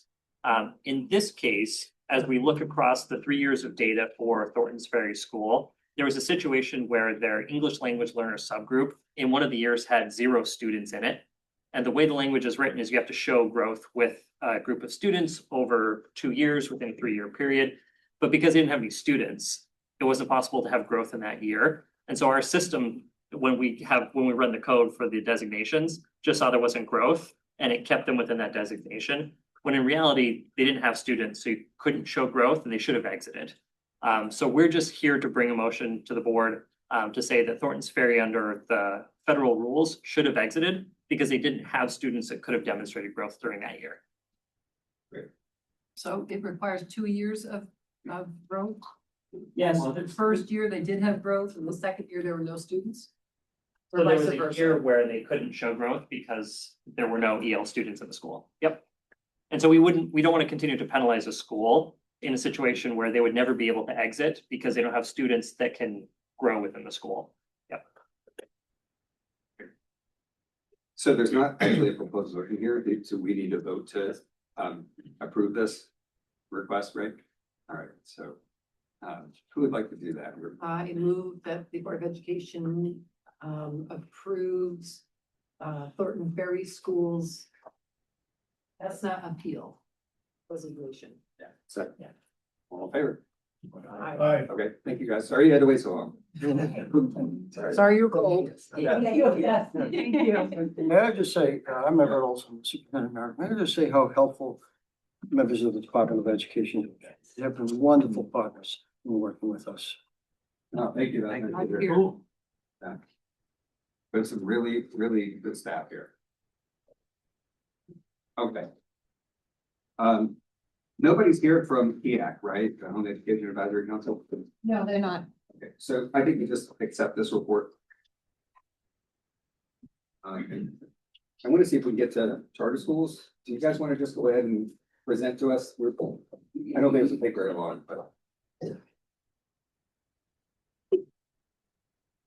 Are you making a motion on the HEAC or no? No, because I think. If there's an information, yeah. I just want to make sure I heard you. Good afternoon, Talbert Charter School Office and my colleague Casey Silva, also with the Charter School Office. We're here to present the Charter School Annual Report that's required under RSA 194B10. What has been submitted is a very robust 1,400-page report. Get the heck out of me. Yes. I just want to say, I appreciate all the charts and graphs at the beginning were actually very. Though they were extraordinary. They were really great. It really does help you understand. But the thoroughness of the report was just top notch. You guys have really put a ton of work into it. So thank you. Very good. Well, well, look over to this side, because I will tell you, somebody who struggles with dyslexia and ADHD, I agree with you because the visuals for me are huge to really grasping the information. I So hope that's a template for future reports, so you don't have to reinvent it every time. There were some last year. Yeah. And it feels like they've gotten even better this year, like the number of graphs and charts, like helping us understand is. Some of it is in response to what your feedback was last year and what you wanted to see, so we added to it and got a little deeper in some of the data. And the reports on each school were awesome. Yeah. And it really was a wonderful snapshot to give you a sense of good or foreboding. Well, on that, as mentioned, 1,400 plus pages that include the annual performance and accountability report, as well as individual school performance reviews, as well as the most recent financial audits that were due for each school. Today is our intent is not to go through the report, but to instead provide an overview that will hopefully give you some context and a lens in which you can look at this report and kind of make sense of it. First off, if we are looking at this first page, just some things of note within the charter schools by numbers section. We have 36 charter schools currently open as of fall of this 2025. We project initially it was 5 likely to open next year. We actually think that's going to be 4. for 2026. In the closure section, from 2020 to present, there were 6 closures. Prior to that, over a 10-year period, there were only 2. To me, my immediate mind is, well, what might cause that? And I would say a variety of factors. One, increased scrutiny and oversight, both here at the DOE with the charter school office. I think there's also a lot more enhanced and increased visibility and transparency. And then lastly, there have been post-pandemic impacts on charter schools, the economics. The number one reason why charter schools close, it comes down to money, and they're certainly feeling that at some level. Next section under that would be the enrollment numbers. I'd say the biggest thing to point out is that, once again, we've had a 5% increase in enrollment. We're at 6,322 students. Each year, it's been about 5 to 10% enrollment increases. So it's a good sign of the health in terms of the growth of charter schools. Yeah, I wondered, that caught my eye, that we've had this growth in the number of schools, but the growth in the enrollment of the student population is kind of growing a little slower, maybe a little more slowly than you would think, given the number of schools being added. And I don't know how much of that has to do with, I mean, it could be a million things. It could be marketing, it could be just intentional slow growth. Just wondering if you had any thoughts on that sort of more steady growth, and not a big spike in growth, it's just sort of slow incremental. I think there was an initial sort of surge, which was when it was around 8 to 10%, sort of post-pandemic. I think there was a lot of mobility happening in the schools. I think that has sort of settled down as hopefully the communities have settled down with their students. But I think 5% is reasonable. I also think once the CSP grant closes out and you'll see less schools open, I think it's going to probably slow down a little bit.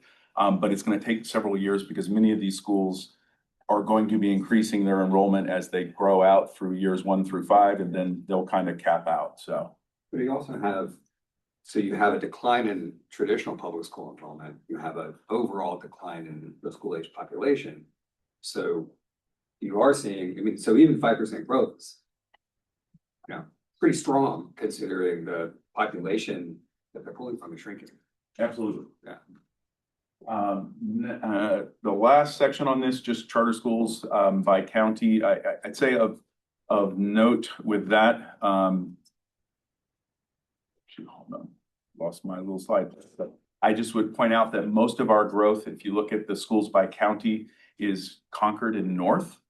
Traditionally, most of our charter schools have been Concord and South, but a lot of what has happened over the last year and happening next year and the year after has been sort of focused even north of Concord, which is great to see. What is the county with 0? It's Belknap. Got it. So there is a school that's close, they're just not technically there. So Northfield, is really close to Tilton, but yeah. Awesome. Next slide. All right, hold on. Got my notes messed up. I just want to. Well, I'm just going to wing a little bit. My notes got a little messed up here. So on the wait list, I'd say the biggest points to focus on, we had self-reported 63% of our schools had student wait lists, approximately 1,200 plus students sitting on those wait lists. It's not necessarily that the entire school was waitlisting. It might be a single school with a single grade that had a wait list. So there is certainly demand. We have done our best to encourage schools with wait lists to consider program expansions or in some case replications. I know I've certainly heard the board encourage, I'll use Mill Falls as an example of one of our strongest waitlist schools, encourage them to consider things like replication. So I have a question, Tyler, really quickly. So when we looked at this, I think a couple of years ago about the charter school wait lists, one of the issues was they might not have been updating their wait list. So they might have said, well, we had a wait list because they had a wait list a while back. But when it turns out a lot of those kids on the wait list actually had gone to another school. Do we have any sense of, how current or how active those wait lists are? Are there, do we know that's real people wanting to get into those schools this year? Yeah, so that was information that we collected as of August. So that information was due to us. And so as of August, this is the numbers. But again, that is fluid. If students didn't show up in September, those wait lists could have been diminished. But I think that's an interesting point, like, so. So you can have a situation where a charter school is in high demand for either the whole school or for certain grades. As of the opening in the fall, they had 10, 20, whatever kids waiting to get in who didn't get in. So they were on the wait list from the spring. A slot didn't come open. So those kids are going somewhere to school. So they're going back to their home district or somewhere. So they're getting educated, but this is an indication that their first choice for school this year would be that school. Yeah. And they didn't get in, right? So that's kind of, would that be the right way to look at a wait list? Yeah. Correct. And I would add, it's unusual, but especially sort of high demand waitlist schools, there are families that will transfer their kid in January or March because finally they got in and they know that will seat them for the year following. They're willing to make that jump, which is. When you say elementary, I've seen a lot of wait lists for kindergarten, first grade, the early feeder grades to charter schools. Is there any stat that shows you how much of this is that? Yes. As opposed to third, fourth, fifth grade? So you'll notice the chart in the upper right corner. A majority of those wait lists are listed in elementary and elementary/middle. So it's definitely the younger age grades. Every school that just offers I'm asking elementary. about a specific Yeah. grade, like. So we don't collect it by grade level. But what we did is we said which schools just serve elementary schools, and 100% of those schools have wait lists. Yeah, we don't get that granular though. So these students who are on wait list, what percentage of them are from public school versus private schools? We We wouldn't have that information, but we can ask more questions. If you are really interested in more of this wait list data, we can try and them just to submit kind of like a student data free wait list, so we know what grades. That shows the demand, from which side the demand is coming from, private schools where they have to pay a lot of money, they want to get to a better school And I'm not- charter, or is it private school, public schools where they want to, have a different focus? So To get in the lottery and to get on the wait list, some schools may not have that information yet, because all you really need is just their name and what grade level they would be in to enter a lottery. So they may not have all the information of where are you going now at the time of the lottery to be put on a wait list. Yeah, so some schools want that, some schools don't. So we wouldn't necessarily get that. But it's a great question. No, because if we know the demand, we can kind of serve the demand. Yeah. That's why, so not knowing doesn't help. So Well, the value I think in this is now it's something we've collected and we can share with prospective schools that are looking to develop and say, this is the need at the grade level in the model. These are where the high demand areas are. And that's what we tried to show with that graphic all the way to the right, is just we have new schools developing. Some of them don't meet the grade level or the model type where the wait list currently is, and some do. But this is information we can share with developing schools Yeah, too. that's really useful because, so when you look at it, high school, I think there's lots of reasons why high school might not have long wait lists. One is that most charter schools don't offer sports of any kind. Yeah. So the kids will go to elementary or middle school at the charter school, but then even if they love the school, a lot of those kids are going to go back to their assigned public school because they want to play football or whatever. Which is why I think it was neat that we had that one charter school starting to offer, was it, Lionheart offering sports. Yes. Because, that's one way to keep the kids. yeah, I can relate to that. We started the Academy of Science and Design, and when the kids got to high school, they all went back to the national school. ASD has long wait lists at the lower grades, but This is when we started in 2008. once you get to ninth grade, it's much easier to get in because a lot of those kids just say, I want to play sports. They want the full experience. Yeah, agreed. And just sort of last, I would note in the bottom left corner of the chart, just we've been talking about enrollment over the last 5 years that we've had the CSP grant enrollment has increased 50%. So it's 5% per year, but when you look in the greater context, it's a substantial increase. I'm going to flip to the next slide. Just what I would point out, one, charter adequacy aids increased the mandated 2% per year. You notice in the far right, though, charter schools that have reported Their average cost per pupil increased 10% over fiscal year 2023. Just in talking with the field, most often cited reason for those cost increases have been often it's facilities and then staffing. And then just overall, everything's certainly gotten more expensive. If you notice the chart at the bottom, a majority of charter schools fall between sort of this cost point of $10,000 to $15,000. We do have some outliers. $32,000. Yeah, that's definitely an outlier.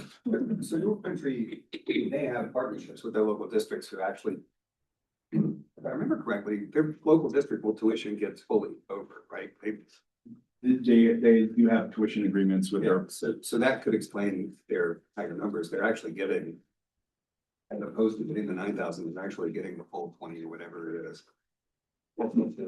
Yeah, I don't know that what the tuition agreement amounts are, but I do think that does contribute to some of the costs. They're also working, I think, with a higher needs student population, which have more demand on resources. To me, they're a perfect example of a charter school that has developed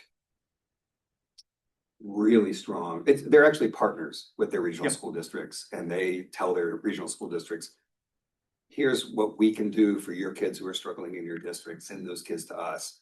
And it's just a wonderful relationship. So that would explain why the numbers are higher there. But, you know, I found this really interesting because I actually thought the numbers would be lower for people, like the average would be lower. So when you're looking at, aside from those schools that are getting kids tuition in, is the assumption that the additional funding is mostly coming from their private fundraising? Or is it like a mix of private fundraising, some tuition and? I'd say, I mean, obviously you've got your adequacy as your base amount, throw in differentiated aid. Many of them raise funds, but I wouldn't say it's raised through sort of necessarily philanthropic efforts. It's likely a variety of grants that they found, whether it be private or public type grants. And I think the thing to consider, because you were saying that the cost point is kind of surprising. It's higher than you thought. I think that's a reflection of kind of where we're at with the economy. Everything is more expensive.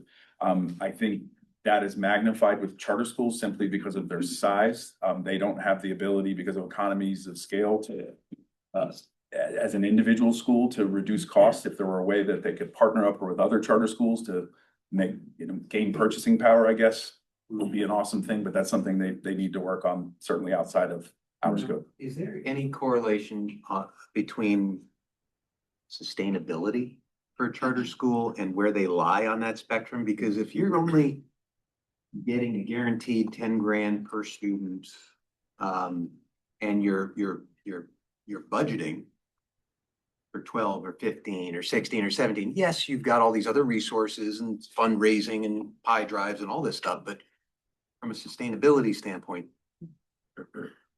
Is that good? I think that's a factor we look at in conjunction with a lot of things, enrollment factors, financial reserves, leadership stability, but it's certainly something we do look at. I can't tell you specifically on that line, which are the sustainable schools, but I do know we have a subsequent report where we put into you to sort of discuss schools that we would like to have a further conversation with. So. Yeah, some of them are like state university kind of level, 35,000, 32,000. It's pretty high. So yeah, question is, are they sustainable? Can they continue at 32,000 per pupil? Well, I would add, so this is a number that's reported to us from the business finance office. I want to dig into that number a bit more because it's an anomaly. So there's part of me, my radar is going off a little bit. Like, is that accurate data? Like, it just seems unusually high. So we do need to verify that. But you have two schools like Lionheart and ASD near the bottom of this list. But maybe it's just a math. They have a lot of students. Well, I think it's again, economies of scale. You're dealing with two of the larger schools. Yeah, they have a lot of students, but they're raising some significant private money. And that, But it's being spread out among so many kids that it brings the numbers down. absolutely. Hold on, we got a little slide thing. We're on the program compliance one. The next one. There we go. So program compliance, charter schools are overseen with regard to compliance through the Bureau of Federal Compliance here at the New Hampshire Department of Ed. They use a variety of tools, one being a risk assessment tool to select schools for audit, as well as any charter school that spends over $100,000 in a single year is gonna have a look from that office.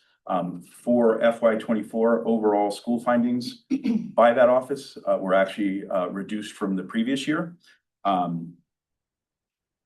The notice in the annual financial audits, just in accordance with 2 CFR and RSA 194 D10, charter schools all submit their annual audits. This year, all audits were submitted and received.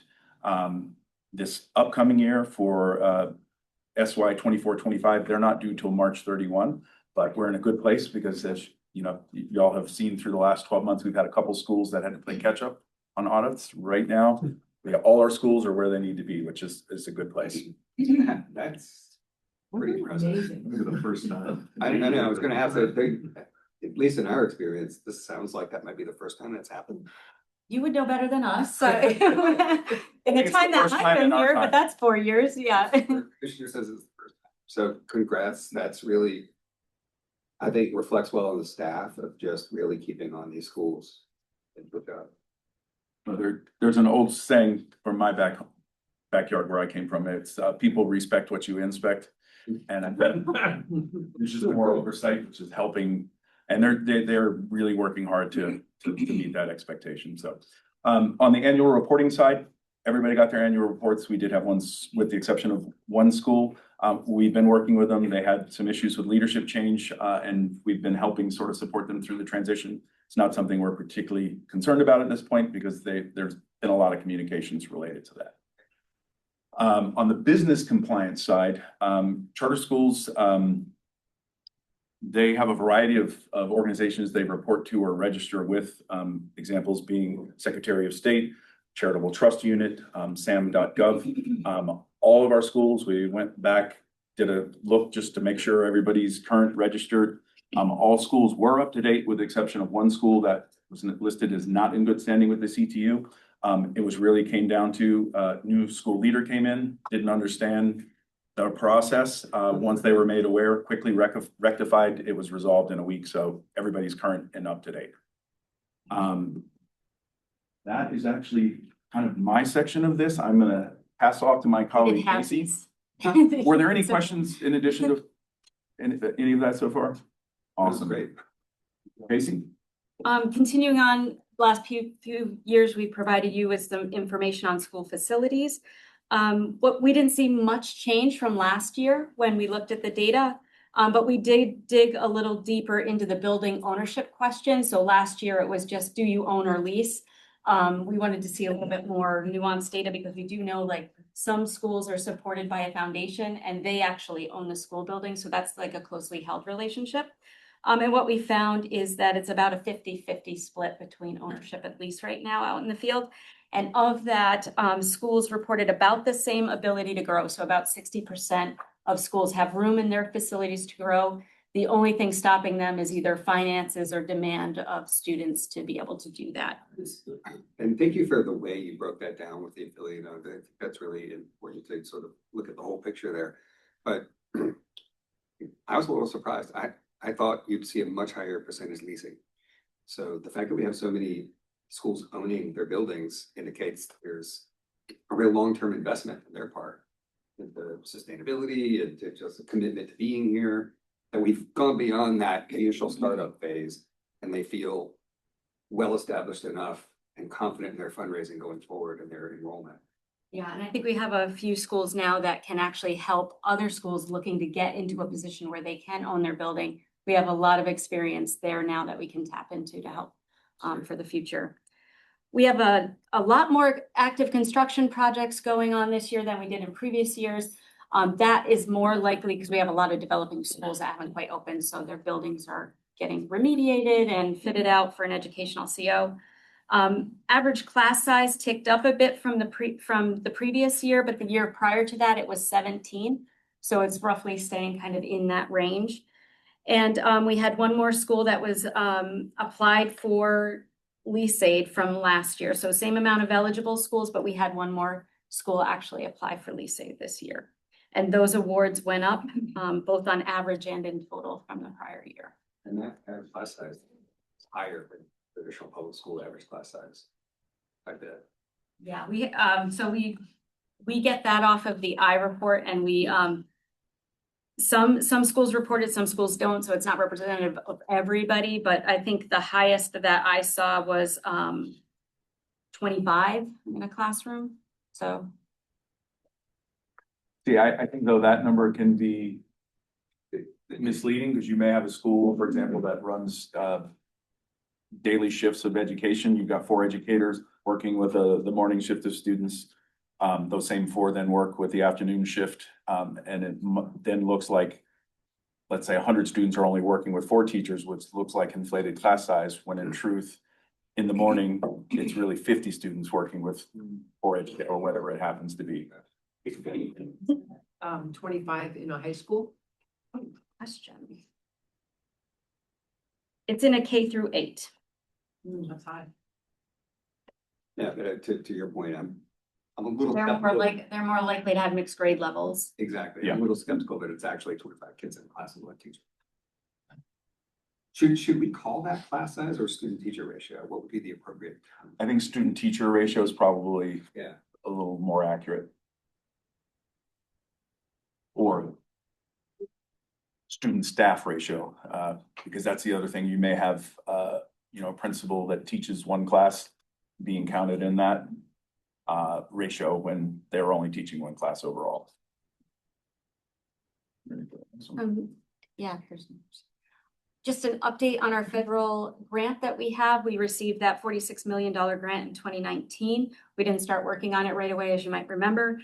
We really got up to speed in it, I would say late 2021, early 2022. And since that time, we've given out 22 startup grants, 12 expansion grants, and 1 replication. So we have all but 5 of our awards made at this time. And we are in compliance with the federal program, which requires us to give out 90% of our funds to subgrantees, give 7% out in technical assistance and advisory services, and then reserve 3% to administer the grant. So I provided the information there that you know that we're still in compliance as of the end of this past fiscal year, federal fiscal year, which was September 30th. So we've made really good progress. We're going to probably try for 1 more year to give grantees more time to spend their money down, but it's been a really successful program.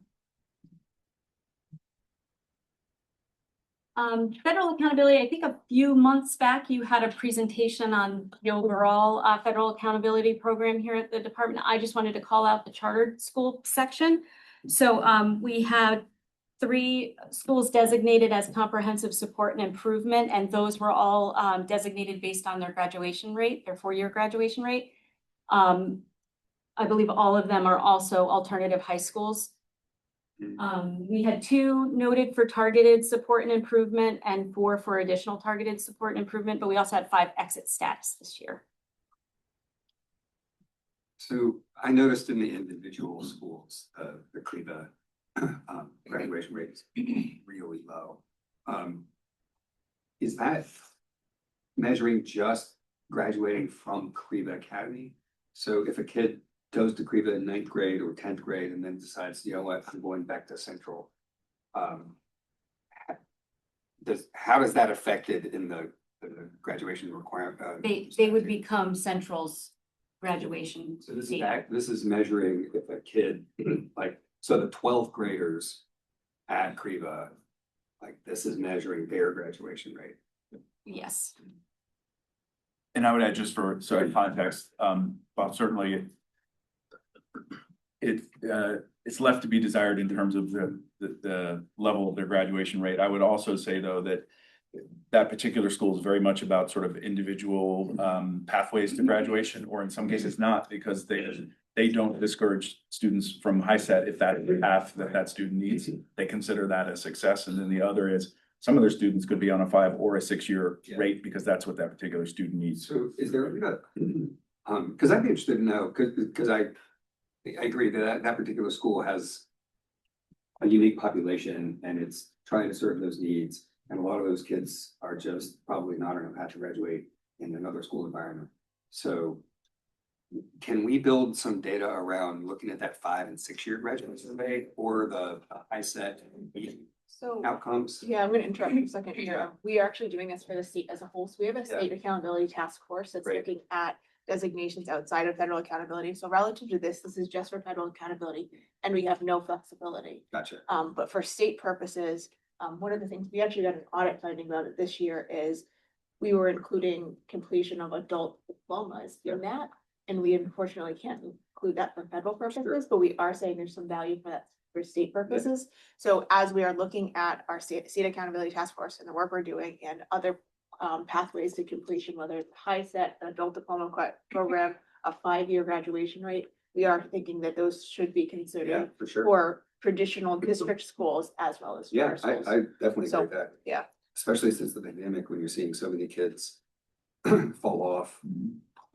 And we're seeing the attendance issues still from that. I think we still want to see the 4-year graduation rate, but a more accurate measure of their outcomes would include that 5 and 6-year alternative pathways.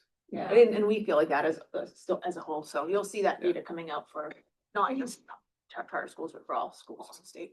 That's great. And this actually segues great into the last 2 slides because this is how we review performance for schools like Creva and Making Community Connections, who was also noted as CSI. They provide an alternative high school program. So we've created alternative measures to assess them and their performance.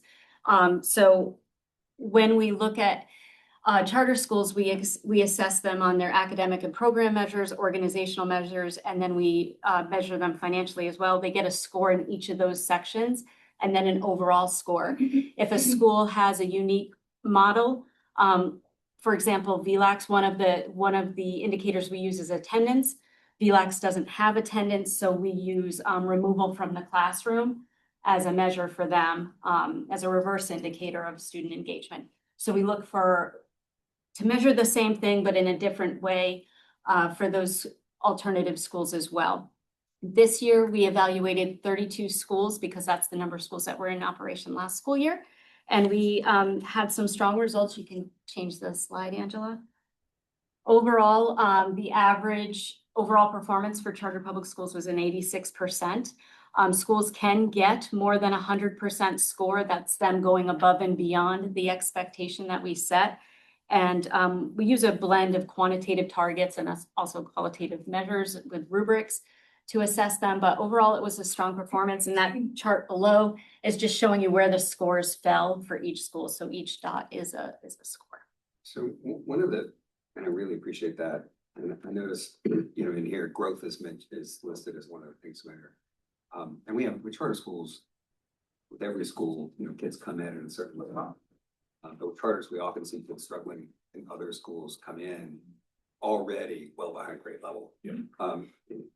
So, one thing I just would like to see going forward is the extent we can get a handle on the value added of the charter school. So taking a picture of where those kids are when they get there, how far behind are they?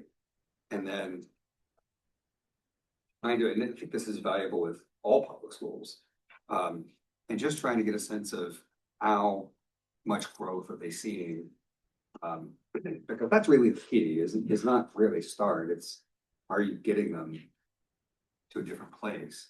So just the extent, I know there's some of that in the data that we have online, but it just feels to me if we're really going to be looking at outcomes and effectiveness, accountability, that really putting as much focus as we can on that growth part is the most critical thing. So just something to think about looking forward is how do you do that? Because as we've had charter schools tell us, like they don't necessarily do an entrance exam. So you don't always know where the kid is until they take that first subject matter test, a month or 2 into the school year. So just trying to get a sense of that would be really helpful, I think. It could be great feedback for them too, you know, is in terms of how they adjust their abilities going forward. And I think the department's rolling out some new tools like Data Studio to help schools understand where their students are at and see that growth. If they don't have like an alternative assessment that helps them do that, the department is going to be rolling out those tools this year. I think what would be of value too would be tracking a student over the entire time or life of their education through each of the schools. And I gotta be honest, I'm not totally familiar with Data Studio. Caitlin, do you have more information? Data Studio is a tool that we have purchased as a state for all public schools to be able to access. And schools can look at longitudinal growth and achievement of students over the course of their entire educational career.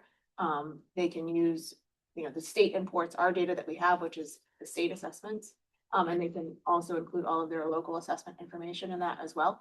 So a charter school could track a kid that was previously enrolled in a public school and have all that information as well as a great tool that the state has invested in. Longitudinal data, there's nothing more powerful. No, I love it. And I think the extent to which, obviously, the schools need that. But at some point in that path, I think the parents need to be brought into that conversation, especially if you have kids, because kids switch schools, they might move, but they also might say, look, this school doesn't feel like it's working. Let's go to a charter school. And if you can see, I mean, you're going to get some grades, but if you can really see holistically on the path, this charter school is not working. Like we need to move again. The parent needs to be involved in seeing that data too, because that is really important in their decision making. David, is there a parent portal on Data Studio?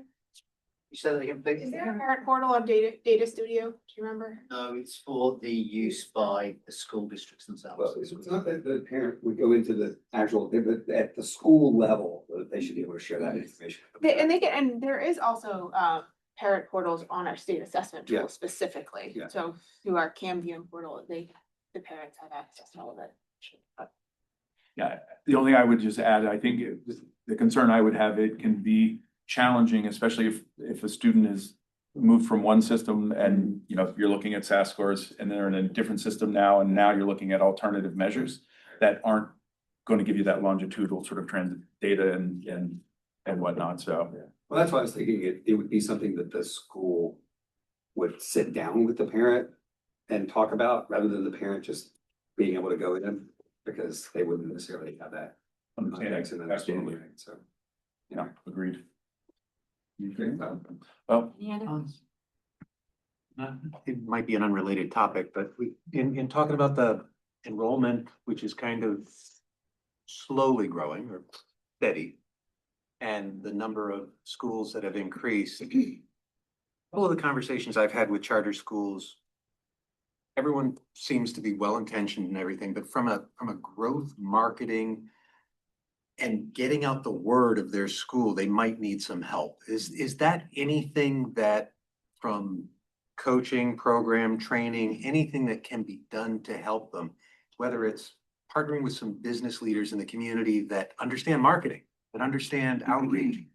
Because I've seen and talked to a lot of these schools, and a lot of them listed up there, and it goes back to sustainability too. If you got 20 kids or 30 kids and that's your model, that's great. You're going to struggle to make ends meet at the end of the day. You need to put as many butts in chairs as you can. I'd also say we're seeing like a lot of the newer schools, and you'll know from the applications, they are proposing smaller overall enrollments. Or they're proposing a big enrollment, but they don't find the space, and the space is constricting their ability to grow. So there's a bit of that, but we do have technical assistance dollars through the grant. So we have provided some training for that. And we're getting ready to launch a new invitation to bid for this current year. And one of those things is helping schools with enrollment strategies and buildings for sustainability. and I would add, we just, new schools were, newly approved charter schools are now meeting with us once a month, and there's a whole opening tracker process that we walk through and talk through. And then in addition to that, I'd say, there's been discussions about here with their boards having a requirement for business acumen and a variety of things. the board always comes up in these conversations. Are you finding board members, et cetera? And I will say many of them are struggling to fill certain positions in this environment. Yeah. I guess I'm a little, I don't want to say biased, but I'm cautious in my thinking that it's extremely and excruciatingly difficult for a charter school to survive with less than 100 students, 75 students or something. And that's a little biased towards the bigger schools that I have more experience with. But the idea is financially, I'm scared and not scared. I'm concerned. And worried. I hope they're just not going through the sugar high of the first couple years with the grant monies and all of that, that after that, they're gonna be in tough times. I would agree with you, and I would tell you, the number I used to use, different economic environment right now, 50, anything less than 50 is a micro charter school to me. That's a hard number to sustain. Usually when you're over 50, you can get there, but I know with the school I ran, our sustainability point was 125. We had to get over that to get to a point where we were self-sustaining. And I know it's in here right now, and maybe you know a rough number off the top of your head, but of the 30-some charter schools, how many have that less than? I can tell you just from memory, there are 10 charter schools with 100 or less. There are 12 charter schools with between 100 and 200, and then the remaining, 14 schools are going to be incrementally, 2 to 300, 3 to 400, and so on. Our biggest charter schools would be in the 450 to 550 range. There's only 2 of those. But ASD was at 700, isn't it? You know that number? Back to your lower numbers, the ones under 100, how many did you say roughly? 10. And they're probably the newer ones that are growing, or any of them? It could be, but it could also be by design. Yeah. It could be by design. Yeah. Because there are some, I can think of several schools that they will never grow beyond 50. They were never set up to do that. They figured out a finance pattern to make it work. I get that. Just to clarify, I had it backwards. There are 12 schools that are less than 100 and 10 schools that are 200 to 100. So, And over 500 is our bigger category. Over 5. Yeah, I know because so I'd like to ask you a more of an aspirational question. So put yourself 5 years ahead and say if everything went well, what would be your dream situation with the charter school? As far as our office? Yeah. I think our goal is to really focus on increasing quality and sustainability of our schools and providing the support and guide, maybe not guidance, but just the expertise to help them improve and continue to become quality options for families. Let me see if we can, I know I'm putting in a hard spot, but think of it more of a quantitative way. So say you want to have 100 charter schools, each one with this number of, and X number of kids going to higher education, because now it actually gives you more of an aspirational picture on where we want to drive it. Otherwise, we are trying to deal with today's issues rather than more of an aspirational thing. Yeah, I don't know that we've sort of come up with a number that we're shooting for. I do know by the time this grant closes out, we're going to be sitting somewhere around 45 schools. Again, I think our focus at that point needs to really shift on making those 45 the best and strongest schools they can be, because managing a grant takes up a lot of time and energy and resources. And at that point, we're going to kind of be shifting to support the existing schools at that point. But we still have to apply for by law. I was just trying to push from operational to aspirational. Right. I think we would want to continue to apply for the charter school program grant. The goals might be different. It might be more district partnerships with charter schools to create new schools. I think at this point, we have probably maxed out the demand for expansion and replication with our existing schools. So giving the ones that just started time to get operationally strong so that they may be in a position to do that in the future would be a good future project for us. And what help do you need in that to make them operationally successful? I think this grant was really powerful as far as creating a catalog of technical assistance and guidance and tools for them that we just need to help these new schools that are coming online. Make sure that they have access to that, make sure we're identifying the ones that do need the additional assistance and support and providing them the support that we're going to be able to collect through this grant. It's easy to talk about aspirations in the future, but I'm gonna comment on the current. I talked to a lot of charter schools. You guys are doing a great job. I just want to let you know that ever since you kind of got your arms into things, helping the schools day to day, being there as a resource, oversight, I just want to publicly thank you for what you guys have done. Speaking of doing a great job. Looking at this federal accountability list, there's one school that stands out to me, and that's the Synergy Academy. We heard testimony from some of the students, very impressive of what's been going on. And moreover, the staff, their commitment, and just hearing what they had to say, and there's no check marks here.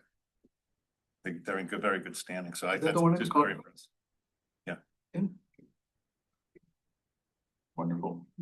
Well, y'all have a busy remaining Yes. schedule, so we're gonna call it a day, but appreciate your time. Thank you. Thank you. I just, staff is just, they get better every year doing this, but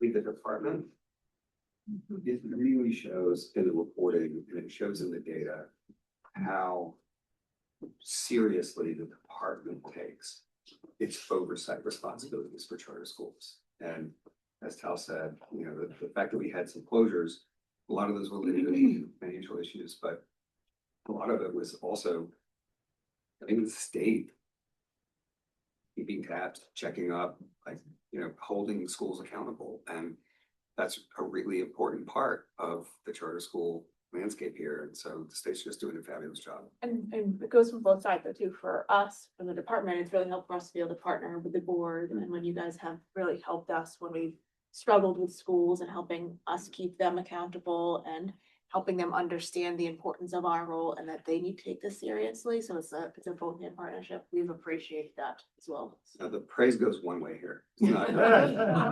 It's both ways. It's a partnership. It's No, hard. we don't need praise, we just like potato chips. Okay. But really, Noted. seriously, great job. Every year, the reporting gets better, the accountability gets better, the oversight gets better, and you can see it. No, To it's Jim's incredible. point, you hear it from charter school leaders. When I first got on this board, it was a struggle over the first couple of years of sort of the state oversight and figuring things out and learning how it works. And now it's working so well. And the charter school leaders in the state know that when they need help, assistance, guidance, whatever, they can call the department right away. And you build relationships with them. It's not that this department is this bureaucratic rulemaking machine that just says, here are the rules and walks away and punishes them if they violate it. You guys are clearly working with them to help them succeed in this environment and help them meet the requirements, the statutory requirements and our rule requirements. And, you're there helping them do that, and it really shows. So just a great job all around. It's just so impressive that all the reporting's in. I know, it is amazing. But that's a testament to, how many years did it take? Not only getting the department organized properly, but also you're basically training these charter school leaders on how to get their reporting done, right? So Well, first we had to figure out what the reporting is even supposed to be too. I mean, even we had to look at the laws and build the processes. One of the things that was really fortunate about that large federal grant that we got, and obviously it's critical if a new charter school wants to start, those startup dollars are very helpful for the school itself. But it has allowed the Department of Education to have the resources to build our processes and be successful and honestly fund our positions here at the department. So I worry if that grant goes away because it is we're at the end of a timeline and we'll obviously be applying for new grants, but we need to be thoughtful of that as we're going into future legislative sessions and whatnot too. I'll have to continue with the praise because I came to the Department of Education as a local school board chair because we were very much in need of trying to find any kind of option. We weigh our options, what we do better for our students. But I walked away disenfranchised when I came here and had the conversation with charter school. But this is well over a decade ago. So it's just virtually, I talk with Tal once in a while, it's unrecognizable. Yeah. It's the serious change in where we are right now. Yeah, it's really good. Good job, guys. Thank you. All right, so I want to quickly just before, because I don't want to, just so you guys understand how we're thinking about this meeting. I know that we're a little bit out of order here, but I don't want to go back into non-public and send anybody out and then go back into public again for the next item. So I'd like to go ahead and do the AI and ME solutions application now. And that way we can knock that out and then we can go into our hearings for our non-public, if that works for everyone.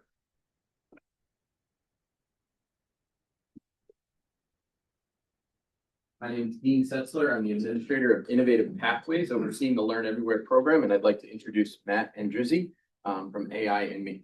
Thank you. Thank you. I appreciate the chance to get vetted. And I wasn't sure if you wanted an opening statement or if you just wanted to jump into questions. Yeah, I think we can, if you have one, go ahead. We've all been through the application. Okay. So if you want to make a statement or guide us towards what your thinking is. Yeah, so as a high school teacher for 20 years, I retired. And in my time away, as AI is blowing up, I started using it to sort of dream, well, if I had to teach kids my own way, what would I do? And I started developing next generation science curriculum that were personalized. And then I learned about the Learn Everywhere program. And so I developed an application and submitted it actually over a year ago now. So it's looking for a way to teach science to high schoolers in a personalized way. So I have some questions. So in the application, and I don't know how old this part of the application is, but there was an issue about location. So can you tell us, like, where do you do this education? How does it work right now? Well, so some background. I mean, I understand the Learn Everywhere program it was designed to improve things that exist. Yeah. It just doesn't exist except in a plan. So something that has happened. So I don't know is the short answer. The thinking is I'm the teacher. I can show up at your house. We can rent a room at a church. We could rent a room at a school. We could, but since I put this application in, I've gotten a job at UNH and I've started talking with folks at UNH Extension. And I don't know if this will guide the conversation, but the folks that work with 4-H students, they said they would like to partner with me. So there's real potential to meet students at the Durham campus. And that's really where my vision for this kind of education is. It would be excellent because I really want to be project-based lessons. Any other questions? Just, can you, it's in here, but maybe just coming from you means a little bit more in elevator talk. What's the average experience for a student? What do you envision it would be? Yeah, well, small group, so I'm working with no more than 6 students at a time. Kind of like VLAX, where the student does a lot of work independently. There's a scaffold of assignments that the student works on, a lot of it on their independent time. And the way sort of my business plan falls out is families would pay for 25 sessions. And they could pay for extra sessions if the student needs more time. But that face-to-face time would be a mixed use of assessment, where every competency that I'm going to grade a student on is going to have a verbal conversation. And this really comes out of, with the technology that exists today, students can cheat so easily. There's, how do you hold students accountable for showing that they actually learn something? My experience as a teacher led me to think, the more I sit with a student and just talk with them, the more I understand what they understand. And so in these small groups, there could be lab work being done. There could be one-on-one discussions where I'm assessing student knowledge on specific competencies. There could be, okay, let's look at next lesson or the next 2 competency lessons and come up with some activities for you to work on. So there'd be like lesson development with each student separately. Let me go to the heart of my question is what makes you different? Because a lot of what you're saying is aspirational and a lot of educators might say something similar. So what makes you different? Or the program different? Well, I taught for 20 years and I haven't seen anything like this. So I worked at Summersworth, St. Thomas, Dover High School. And there was a lot of talk about don't lecture, let students have their own agency and design their own lessons, have some say in how they'll be assessed. But that never came to fruition. So I'm trying to make that come to fruition. What does your curriculum look like? Are you familiar with the Next Generation Science Standards? Tell me more about it. So they're national standards that states across the country have adopted. All the schools I worked at use them. It's an established national curriculum for all the core sciences, and it's interdisciplinary in nature. In that there's cross-cutting concepts, there's focus on skill development as opposed to just memorizing facts. So that's the anchor of the curriculum I developed. We have, New Hampshire uses those. So here's where I am on this. I kind of like the concept of what you're doing, and I think there's real value in it. I'm a no, and I can't get beyond you don't have a physical facility at this point. So to me, this is get your business up and going, give us some place to know that the kids are gonna be in a safe place, and that hopefully so you're in a bit of a situation here that I'm uncomfortable with the idea of, so for example, you going into a student, like a high school student, nobody else is home, it's just you, tag guys one-on-one. That just gives me concerns and pause. Not good. I'm not pressing this person on you personally. It's just I totally understand what you're saying. Yeah, absolutely. So I really know at this point, because I feel like you've got a really interesting idea here. I think there's real value in it for the way you want to teach kids. I'd like to see you have a physical facility, to understand that, so is it going to be just you and the student one-on-one? Is there going to be somebody else there? These sorts of parameters, I think we need to have spelled out a little more. So this to me is get this thing up and running, get a program going and come back. And I'm very open to the idea that this could be a good learn everywhere program. But since you don't really exist yet as more than a paper LLC, I feel like there's more information that we need. And so I don't think it's quite ready yet. Okay. I don't know how the rest of the board feels, but that's just how I look at it. I would appreciate other questions or feedback as well. Yeah. I'm gonna be honest, I'm someone, I help construct data centers. And as such, I meet with a lot of people that actually work on the data centers from a standpoint of putting the service into operation. And of course, I get in a lot of discussion with them, and I'm just gonna outright say I have a lot of skepticism with AI. Mostly probably because of MIT recent study you may be aware of about people's dependency upon AI and how they interact. Their critical thinking tends to drop down for most, but not all. I was recently introduced to it, with a coworker who was probably 26 years old. He's like, "You've never heard of ChatGPT?" And I said, "I don't know what that is." He introduced me to it. So I went ahead and I used it, and I tried a couple of questions, and what I'm finding out is that not everything's valid, what you get for a response. So my question to you is, how do you validate the information? Are students going to it openly using OpenAI or OpenChatGPT, or is it a boundaried or firewalled ChatGPT that slowly gets built with valid information, or is it just wide open to the World Wide Web? My vision is not that students would use it so much. I mean, they're going to be at home and they're going to use it. There's nothing I can do about that. And that's why the assessment plan is really, I think, the key value to what I'm offering is it's not go off and write this paper or write this lab report and give me a product that I will then go sit in my room and grade.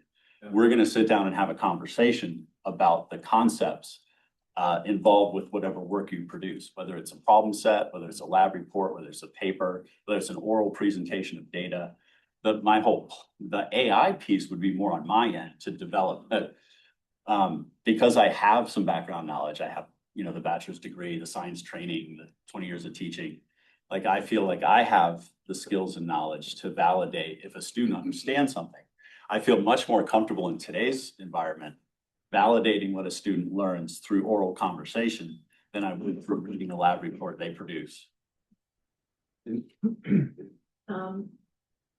I concur with what Drew said. Having a facility is paramount. But have you had any consideration or thought toward, because you did mention VLAX, contacting them to see if they have any programs that align with this, and if they don't, maybe they'd be interested in it, and it would be a starting point for you to get a level of interest. Yeah. I mean, perhaps, I mean, I know somebody that hires teachers at VLAX. Their teacher interaction is through a computer, and I want to avoid that. So that's not an interest. Well, it's through it, but it's virtual. Correct. So- It's in real time. Yeah. But it's, you know, that's just my personal preference, having taught through COVID. I really can't stomach more FaceTime on a computer with you. And I do like what you were saying about, so some kids, as we all know, don't necessarily test well. Exactly. And you have the added complication of AI. Right.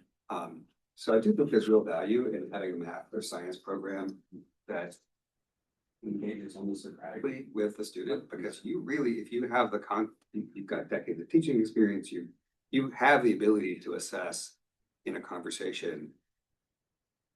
Okay, this person knows this concept, this person can do this. Obviously you can have other measurements too, but I think there's some real value in that. So I'm not opposed to this application at all. But it's really liability and space. I think those two things are really clear. So if you do get a space, and again, I understand you're a small business, you're just getting started. But I do have concerns about any applicant and anybody creating a situation where it's one-on-one with a student. Okay. I think there's just, and this is part of my Boy Scout training coming in, like you just don't, we don't allow that in Boy Scouts. We don't allow that in situations where there are children involved. It's just a hard line. So if you're not going to have an assistant, if there's not going to be other people, I think you need to build in some sort of all sessions will be video recorded, or doors will be open, or parent, like something like that. Again, it's just protocol. So that's just, it's a red flag for me.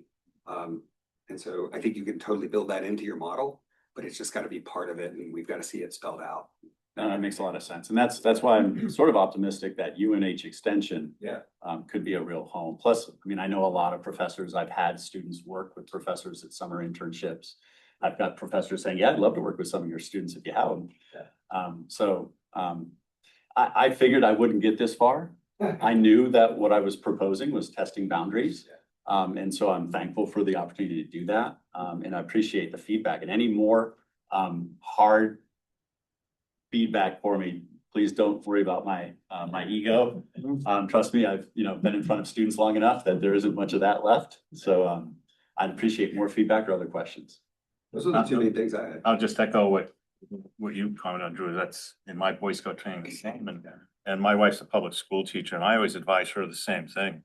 Don't do anything one-on-one, because it's really to protect you. Sure. That's the primary. Yeah, I wouldn't, and I know it's hard to put that into writing without having actually done it. But I wouldn't want to be in a situation where I'm with a student alone. If I were working with a single student, I'd want to be in their house with a parent present. But I totally understand what you're saying. So have you thought of co-locating with places like Kumon and all these kind of places where they have a center, where they have space? You could actually run every Wednesday evening, so something like that. So it deals with both problems at the same time. I worked at Sylvan for a little while and tried to get that going at the Portsmouth Sylvan, but the director just didn't have the bandwidth to support it. Yeah. So, and I've reached out to Kumon and no response. Mathnasium, there's a Russian math, and there's so many places here. Yeah, I think there are workarounds. Yeah, I think the Durham campus is really I mean, if I'm already there and I have people wanting to work with me, it's where I'd put my energy. What is the path to a facility? Like, I know you're working on it, right? Like, cause in my head, I'm like, how to not reject another table if possible, and we're like, do we wait, or do we have to reject it because back to the facility? We don't have to reject You don't have to it. do anything. We don't have to take any action at all. I think it's just premature and, Yeah. yeah, we just let it sit. Incubate a little bit. Yeah. All right, well, let me not take, if, unless there's other questions, I don't want to take other folks' time behind me. No, I don't think we have to take any action on it. It was an application brought to us. There's no need to act on it. But if you want to just, develop this and we'll put it back in the cooker and, come back when you think we'll answer some of our questions, I think we'll be happy to take another look at it. Yeah, It's like a fantastic model. It like, does, it does look good, really does. Well, I'm hoping to develop something through UNH, so. No, that'd be ideal. All right, thank you for your time. Thank you. Well, Thanks. Yeah, I'm looking through this going, wow, so many strengths, so many like, positives, but not ready yet. Yeah. All right, at this point, I think it'd be a good opportunity to go back to our hearings. So we have, the next one on the agenda is Parent and Seabrook School District. Are the parties here for that? Parent. Parent, Seabrook here? Were they ever here? Did they? That's unusual. I have a note that the parties that, they weren't planning on providing oral argument, so. Well, is that your understanding, ma'am, that you were not planning to provide oral presentation? So we can just go in written testimony? yes. Oh, okay. Well, in that case, unless we have would you object to us discussing this in the public? Not at all. I don't know. Well, there we go. Well, that's easier. Okay, so let me pop over to this.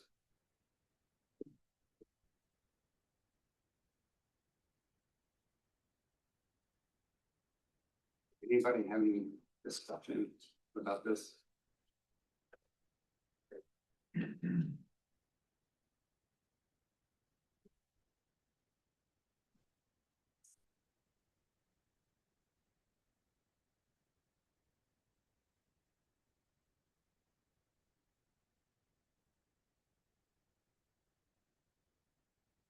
Anybody have a- I just want to get to it because it was so much. I just want to make sure I'm Yeah, exactly focused on this, on what this, on this particular one. The school district is misidentified in the recommendation. Yes. Right, yeah. Right. Right. Yep. The recommendation is confusing because they identify Blackacre School Board, Blackacre and White Acre. It's boilerplate language that is clearly just, Okay, he didn't replace the boilerplate language with the actual school district. Take action, yeah, yeah.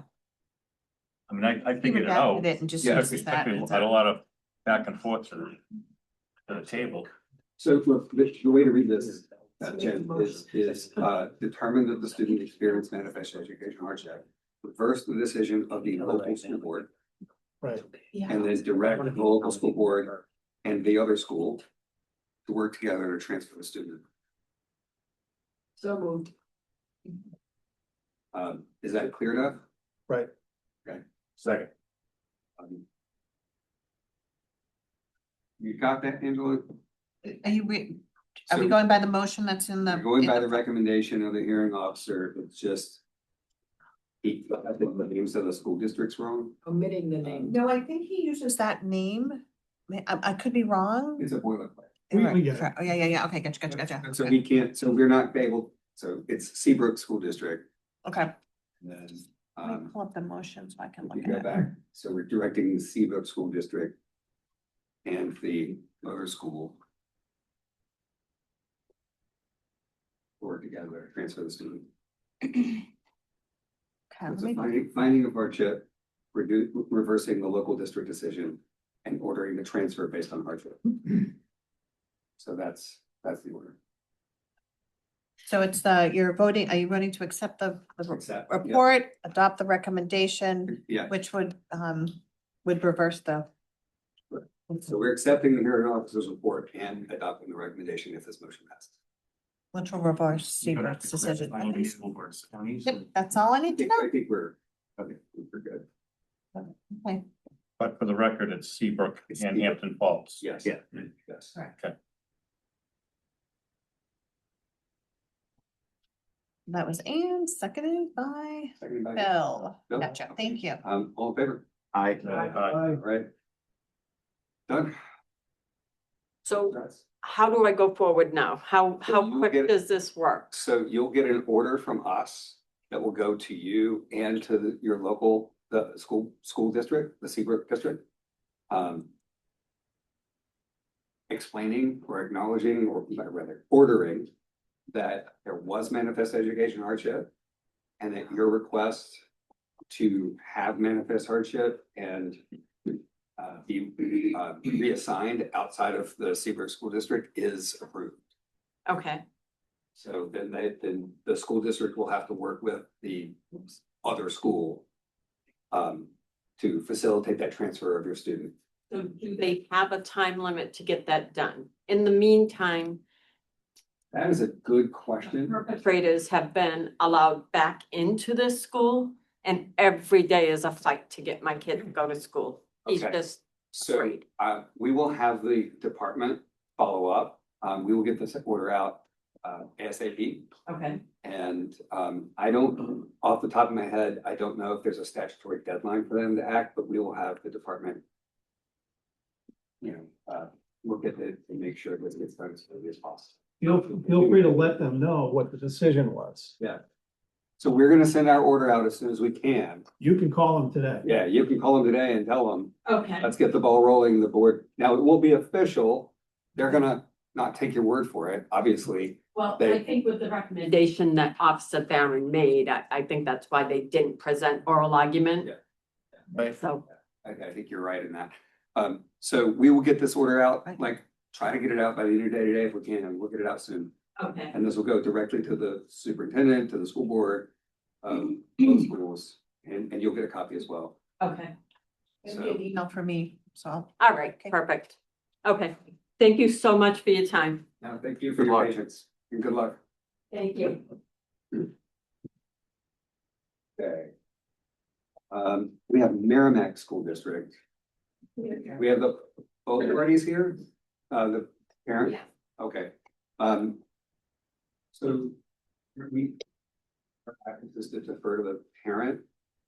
If you would like to have this in non-public session. So non-public, all right, so we'll need a vote to go into non-public session. Second. Non-public session, under RSA 91A2. Okay.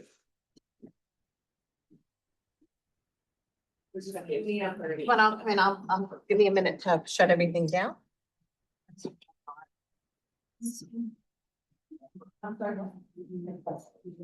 Oh, no. If it's closed. Our chance.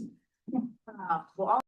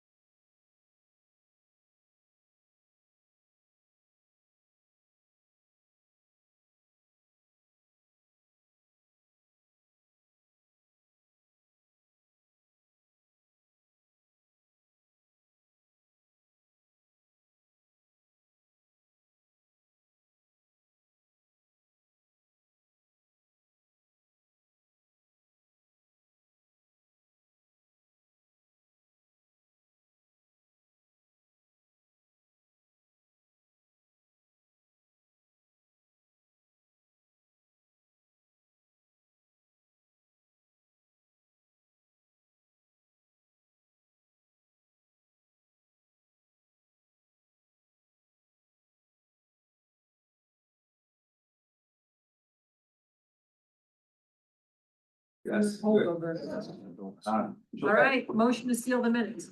Aye. Okay, All right, thank you. all right. So we have on our agenda another hearing, Fremont School District. Was anybody here for that? No, they actually, the parents, there were no oral arguments. They decided to move forward with their So, appeal. So I don't think we need any action on that because they are abandoning the case, right? So there's nobody here to present. There's no case because they abandoned it. They found an agreement with the school builder. No, this action on that. Okay. Hey. Oh, let me go find who am I? Bridget Jameson. Bridget Jameson.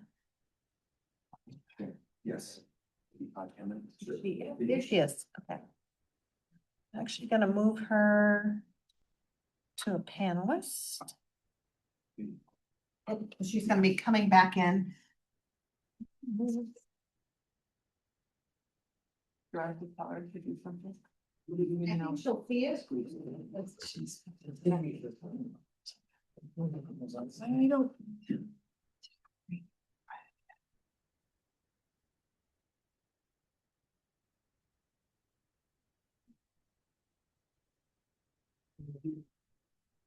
They obviously rare. I only have 6 copies for you guys of And so her. of which? So Bridget Jameson wrote an additional, she was on the committee, she wrote an additional piece to the work. that We was can on the share. Standards. Yeah, and if you can have it emailed to us, that would be great. Okay. Yeah, just send it to me too, I think.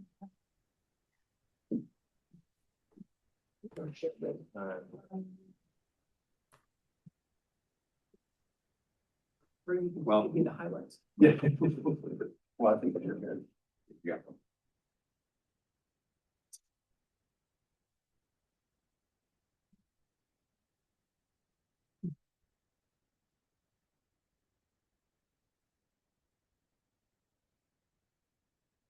All right, welcome. Can you state names for the record? So we. Dr. Andrew Hall, I am a member of the Professional Standards Board. All right. My name is Tyler St. Cyr. I am a New Hampshire school psychologist in the towns of Pembroke and Chichester. I am also a member of the Professional Standards Board. Okay. And this should be school psychologist, created in our agenda. Online in our packet, it says school psychologies, so it's a typo. All right, thanks, welcome. I chaired this committee, but my role was truly just facilitator of the process. I worked with a great group of school psychologists who had just done a lot of work with you guys on the 306s, which reference school psychology in the rules. So they had worked through the rules with you on that piece. And it may seem as if it was a copy and paste, because it very much was that, because we wanted to align the rules. So the 306 is aligned with the 500, which will align with the 600. So that you could kind of carry that through. Bridget Jameson, who has joined us, was critical in making sure that although representative from the field wasn't always necessarily at our meetings, they were in constant contact, and we were getting constant feedback from the field. As is, you can see in the paper that she has presented here, that she's been working to make sure that that what is given to you guys is not just her voice, but representative of the field. So you can see how many of the school psychologists have signed on to back what she's sharing with you. Great, thank you. So I have a question just right off the bat. We'll go through here.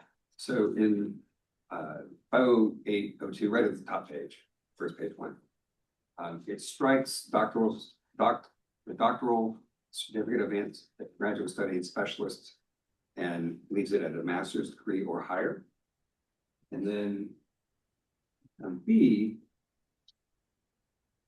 states you shall have a minimum of 40 semester hours at the graduate level encompassing, et cetera. So, are those in conflict with each other? Saying you have to have a master's and then it's, I don't know if they are just, For a statement of eligibility. okay, So for the statement of eligibility, they don't have to have the master's yet, but they have to have some of that coursework in order to get the statement of eligibility so that then they can work through whatever pathway they're doing. okay, gotcha. Does that make sense? Yep, that makes sense. Thank you. And so for striking the certificate of advanced graduate study and leaving it at master's, can you just explain the thinking there? What's the difference between those two? Yeah, so I actually, and I'm just re-pulling up this, but I think actually what you're looking at is just the striking of it. In the next column, it should have a replacement, and we're looking at replacing that more specifically with all of the higher level degrees, including a master's at the 60 credit level. Right. Are you in? Sorry. I'm just curious if you're correct. I haven't gone through the whole thing to see if you've replaced this elsewhere, but I'm just wondering the difference between the certificate of advanced graduate study and the master's and what the thinking was there of striking that certificate. Yeah, I can definitely explain that. Can you let me know which page you're on just so I know exactly That's what the you're first looking page. Page 1, right at the top. Okay. It's A1. Yeah, so right next to A1 is the new language. And so we're looking at somebody who has completed a doctoral, certificate of advanced graduate study, master's degree, or specialist level equivalent degree that includes at least 60 semester hours. And the reason that we're looking at that is because there are not many programs none that I can find in the United States that offer a 30 credit master's degree. And the school psychology group does not believe that a 30 credit master's degree in school psychology alone is enough specific training for it. So we're looking at boosting it to 60 credits, which is almost every single school psychology program, again, in the United States. And it's been that way for close to 20 or 30 years now. The other part to know about this is that there was on a national level a reciprocity between states, and so we very much use that national language to try to align what we are proposing with what the national standards are, so that there is that reciprocity between states. Correct. And that was a DoD initiative in order for the reciprocity, and it's happening with nurses, OT, PT, speech, anybody who requires like a kind of school level or specific certification in order to allow DoD and military spouses to easily move across the country with the reciprocity thing. And part of being part of that requires a 60 semester hour degree, which again is standard in the United States.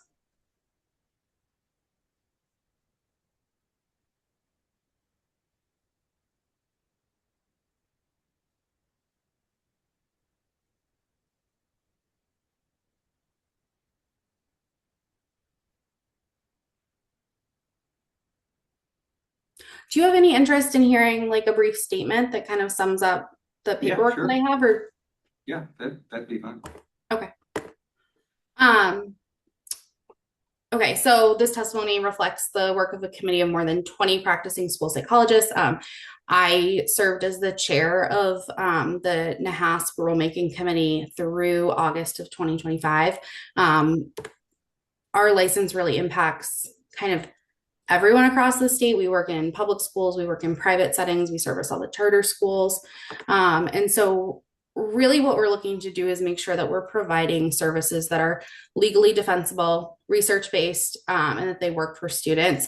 I do know from watching the previous minutes that there was some concern about like the alignment with the national practice model. And so I'm just going to kind of address that. A lot of our practitioners hold additional credentials, some do not. And none of the NCSP or NASP pieces are required to meet like these standards. Historically, New Hampshire's license standards for school psychologists have actually always been grounded in the NAS practice model. And that's really recognized as the prevailing professional framework in the field. It's not, it's pretty accepted by everyone. The current standards that are in place right now for New Hampshire that were last updated in 2015 were actually based on the 2010 NAS practice model. And from my institutional knowledge that I've gathered, pretty much all the earlier versions followed kind of the same approach. And part of the reason for that is because they are well written and they are appropriate school psychology service delivery. The ones that we are suggesting align with the current national practice model from 2020. It's revised every 10 years. They review all the research in schools. They interview practitioners across the country. They incorporate any necessary changes in educational law or ethical guidance. They're pretty much the gold standard. And then the other piece of that is that the NASP standards, the national standards, and therefore the New Hampshire standards that we're proposing are really closely tied to federal special education law. So parts of it come really almost directly from the Individuals with Disabilities Act. And it covers all of the pieces that we do. So assessment, interpretation of results, consultation, intervention planning, counseling, behavior supports, being able to clearly explain research to people. In the packet that you have, there's a crosswalk. I think it's on page 2 that shows where the federal IDEA requirements and those domains from the practice model and the licensure standards that we're proposing directly overlap. So there's nothing in here that's really adding anything significant or, really out of the box to the previous ones. They're just kind of updating and making sure they're well organized. So they're things that really already exist under federal and state law. I could explain each of the domains to you. It's probably not necessary for me to do that. I can certainly answer questions about it. A big piece of this is making sure that we are providing legally defensible practice that reflects the federal law and the longstanding state precedent. And I think too, it's important to stress that a large part of our job is making decisions every single day that significantly affect student outcomes, school safety, and even funding pieces because of the heavy involvement in special education. And so I think a departure from what already exists is probably not going to be helpful.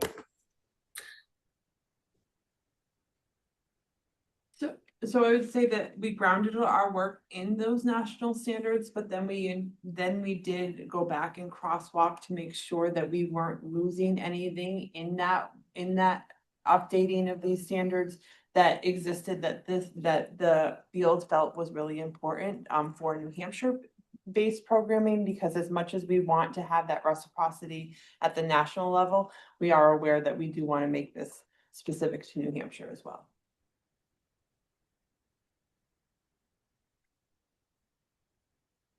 So just to be clear, this would be saying you need the state board approved masters or higher. So that's a program in New Hampshire at one of our facilities, or completion of at least 60 hours or the equivalent of graduate study culminating at least a master's degree. So that's if you come from another program. Say you're you went to a psychology master's degree program out of state. Right, where they do have some that are the 30 credit hours that Bridget was referring to, So, where we yeah, want to they make have, so sure that we have a standard. So 60.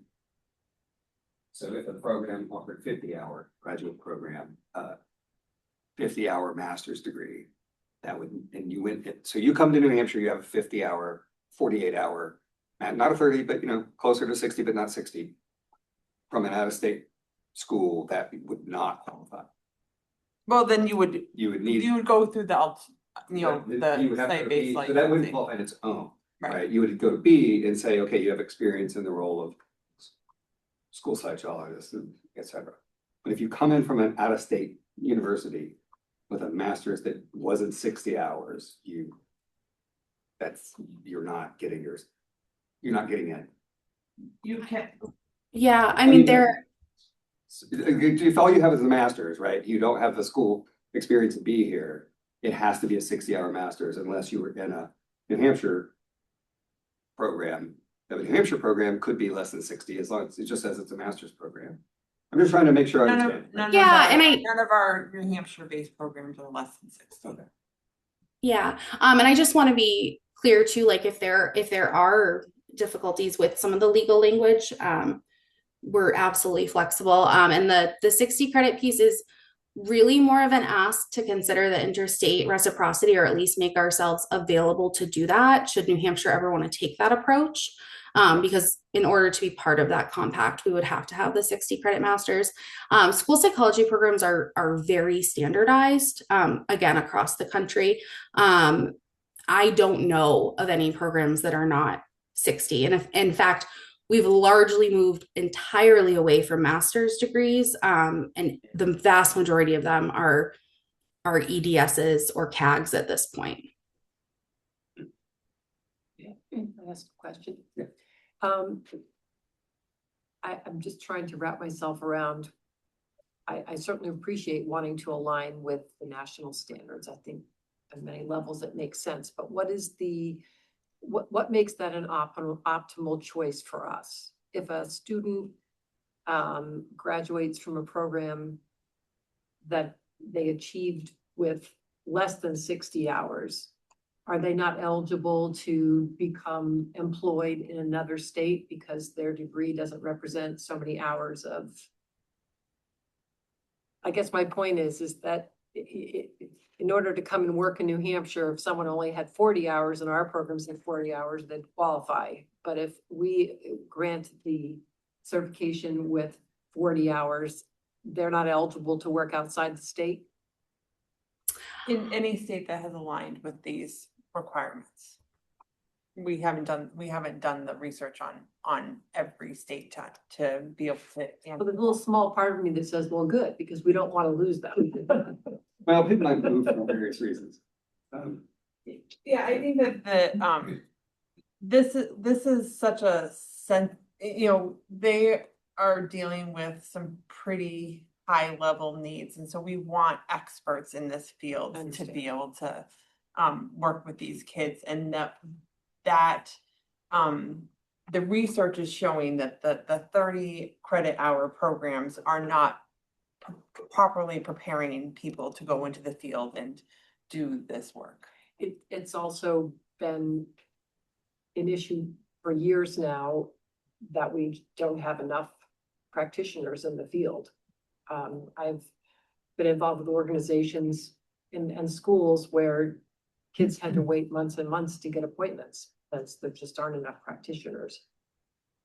Yeah, in the community-based services. This isn't community-based services. This is just in school settings. Legally, we're required to meet within 15 business days and then schedule evaluations if we need them, and they have to be done in 60 days. So I understand the shortage concerns. We are also certainly concerned about shortages, not to the extent that we would wish to reduce the standard, again, because of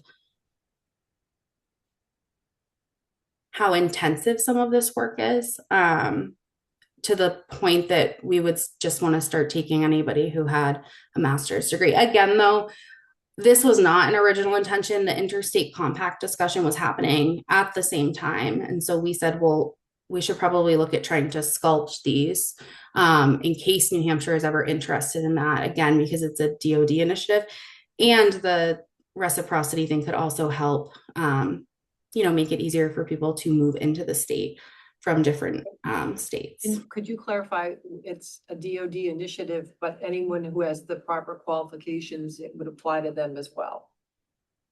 Can you expand on that? So being DoD, it would be a spouse of a service member who moved to the area, who was in the profession, and wherever they were in the pipeline, help them become accredited in New Hampshire. What if someone who wasn't in the military community came, who was in the same place and I just want to make sure this is. Oh, yes. Even though it's a DoD initiative, it's designed kind of whole scale, so anyone could access that. So it means if they already have a certification that is reciprocal, that they could move easily within the US. How long has this DoD program been in effect? Started at least 2 years ago because it happened around the time that we were writing these, which was in June-ish of 2023. So it must have been a bit before that. And I know that the nurses piece went through in New Hampshire around the same time that we were discussing this. I'm a wife of a military person. I have 2 military children, so I really like this. Again, I'm supportive of that piece. I would tell you that, again, most of the programs in the US, and I know I get asked that, and I think school psychology is just a little bit different. I don't know of any programs that are below a 60 credit master's. And I did look into this. So to the best of my knowledge, there are not any.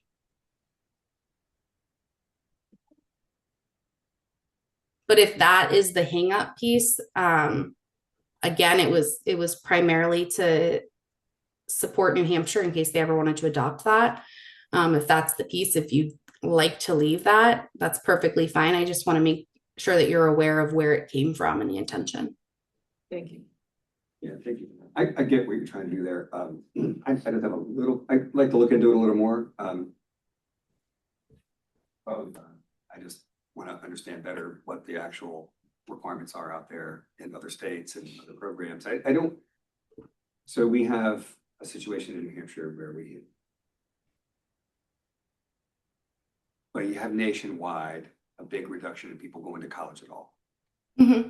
You have massive decline in people getting education degrees. And then in specialty fields, you also have problems sometimes with the pipeline. I don't know if that's the case here. My only, hesitation is I don't want to create a situation where we're making it hard for districts to, we're creating shortages where we don't need to.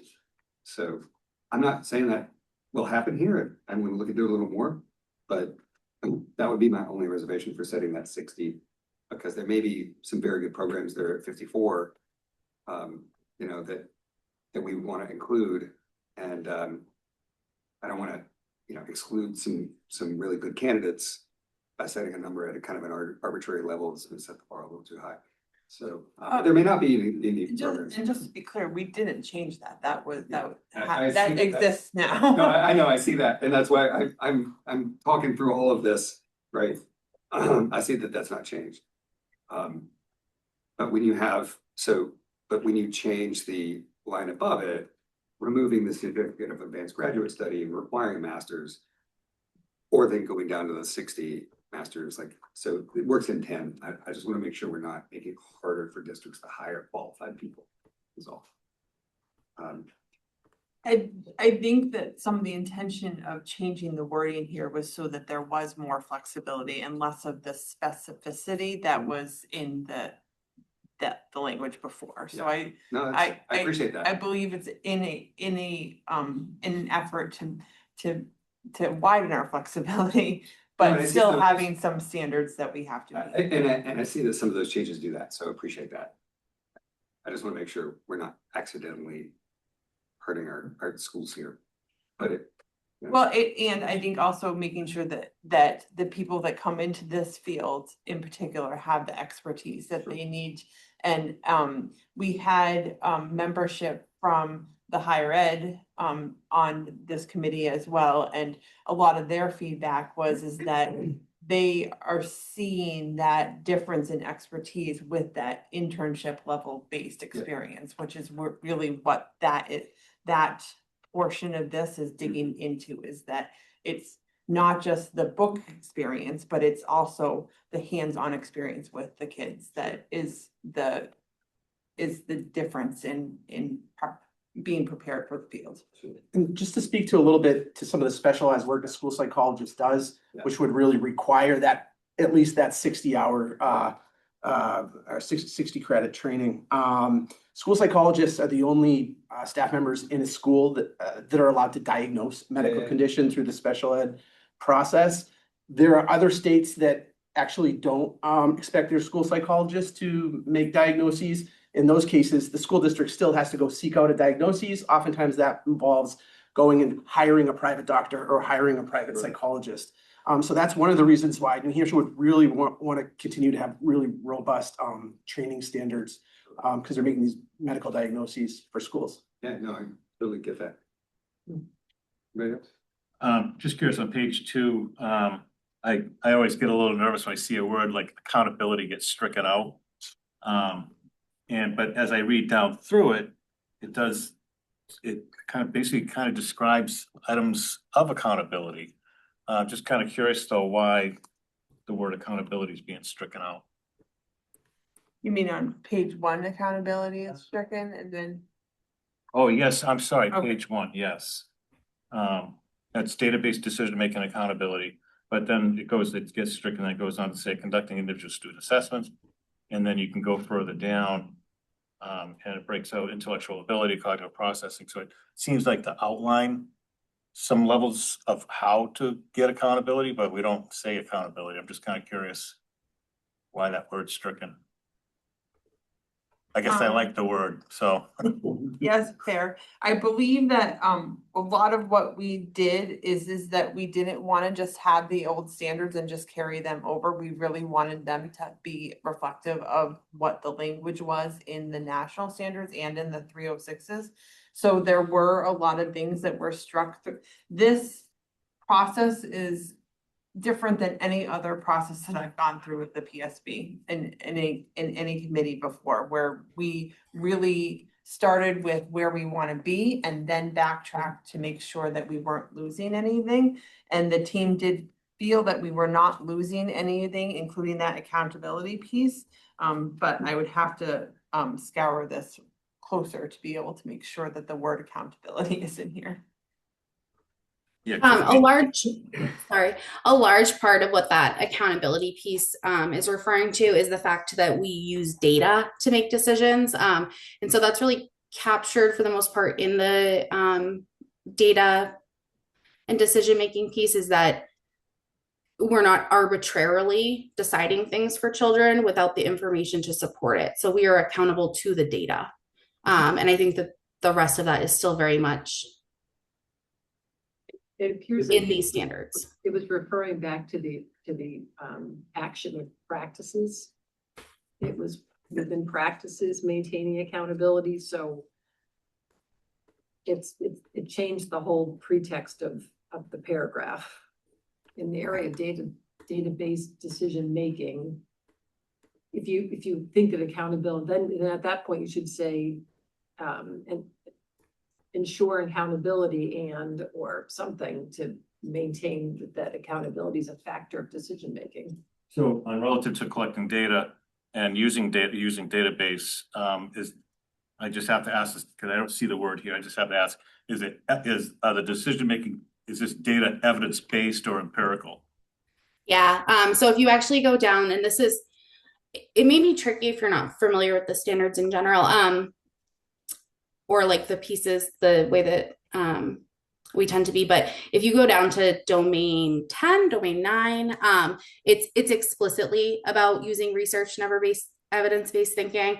That's the piece that really underlines all of our practice. It's, part of everything that we do. And that's actually part of why we don't want to reduce any standards here, because you have to have extensive knowledge of educational evidence and research-based practices.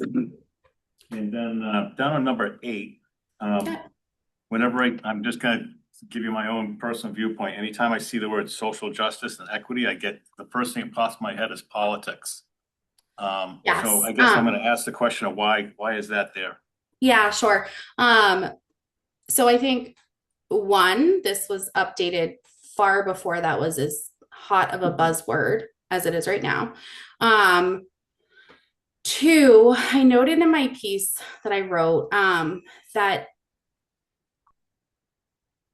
when we talk about equity and educational programming, and social justice is part of that, and if we want to strike that, that's understandable. But what people don't realize is that a lot of diversity and equity in school psychology work is actually being able to understand how different disabilities present in different children and how prenatal exposure to things causes diversity in the brain, and that is a huge part of being able to adequately determine what children need. Another example is the difference in the diversity between male and female presentations of autism. If I can just stop you there. Well, I'll just say, I certainly understand that as a parent of a child in the autism spectrum. So this is, so you have on A, which is understanding individual differences and diversity, and you list the factors. But C says promoting social justice and equity in educational programs, which is clearly, that is clearly a political activism role. Mm-hmm. It's nothing to do with diagnosing or psychology or understanding your people. That is promote these political buzzwords in educational programs, which seems to me to be a completely inappropriate part of a description of a psychologist job description. What she just described is, in my opinion, inherent in the profession already, without saying this. Oh, maybe, but Yeah, but why? if we're putting in our rules that you have to promote social justice and equity in educational programs, then A, those are subjective terms. B, that gets outside the role of you as a school psychologist. Well, that gets into the role of being a political activist in the core curriculum. Okay. Can I clarify that this please. also excuse me? What's that? I'm sorry? I just want to clarify that this also refers to needing to understand some of the case law around students who are diverse. I mean, we had in California, there was a court case on cognitive biases towards African-American students, where the tests were very clearly biased and were identifying them as intellectually disabled. It was Larry P., I think 1979. And so, we are responsible, not necessarily in the school curriculum, but for making sure that those biases are not continuing in our testing materials and being aware of that fact. Psychologists could review the testing materials in the school. I sorry? wonder if it said promoting diversity in educational programs, if that would be. Well, I think that's an A. I think that's an A. That's understanding, this right. is promoting. Right, so, but my question is, and I feel like you guys tell me, right? Yeah. So a school psychologist, what is their role in building curriculum and testing in the school? Do they play a strong role there, or are they just, I don't know the answer. Right. Yeah. So in the context of testing, one of the most common ways that term is used for school psychologists is psychoeducational testing, right? Testing to evaluate special education eligibility, the presence of an educational learning disability. But that really goes beyond, that's just a piece of what we do, right? So another part of what we do is school-based mental health or psychoeducational counseling, right? And part of the work involves educating other staff members, educating parents on things to do to help the student to create a fairness, basically.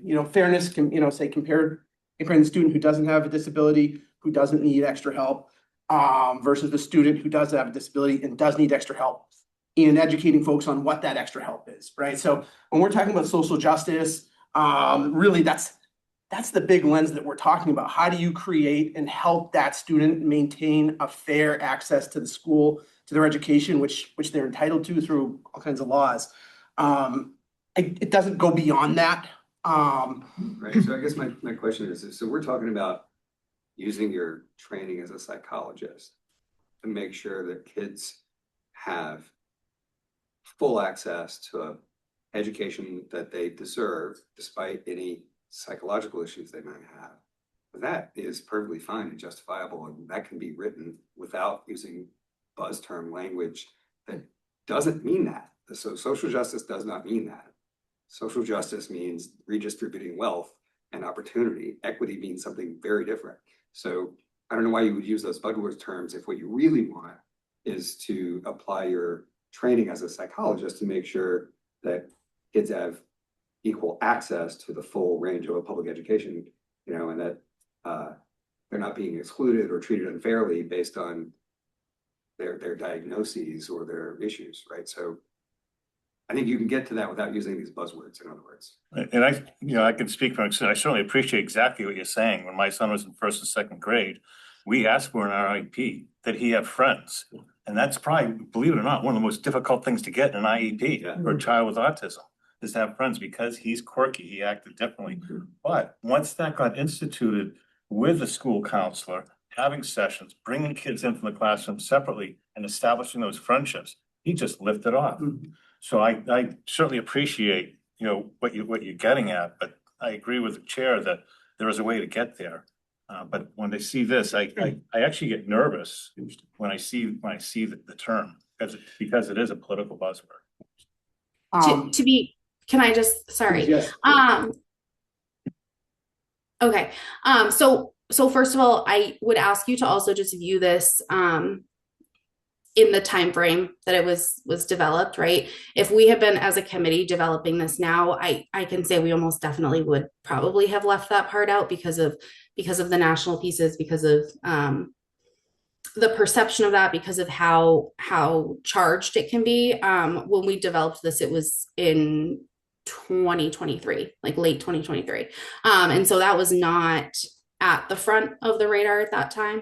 And so I think I can speak for the group when I say that's not something that we're going to, that removal of that is fine.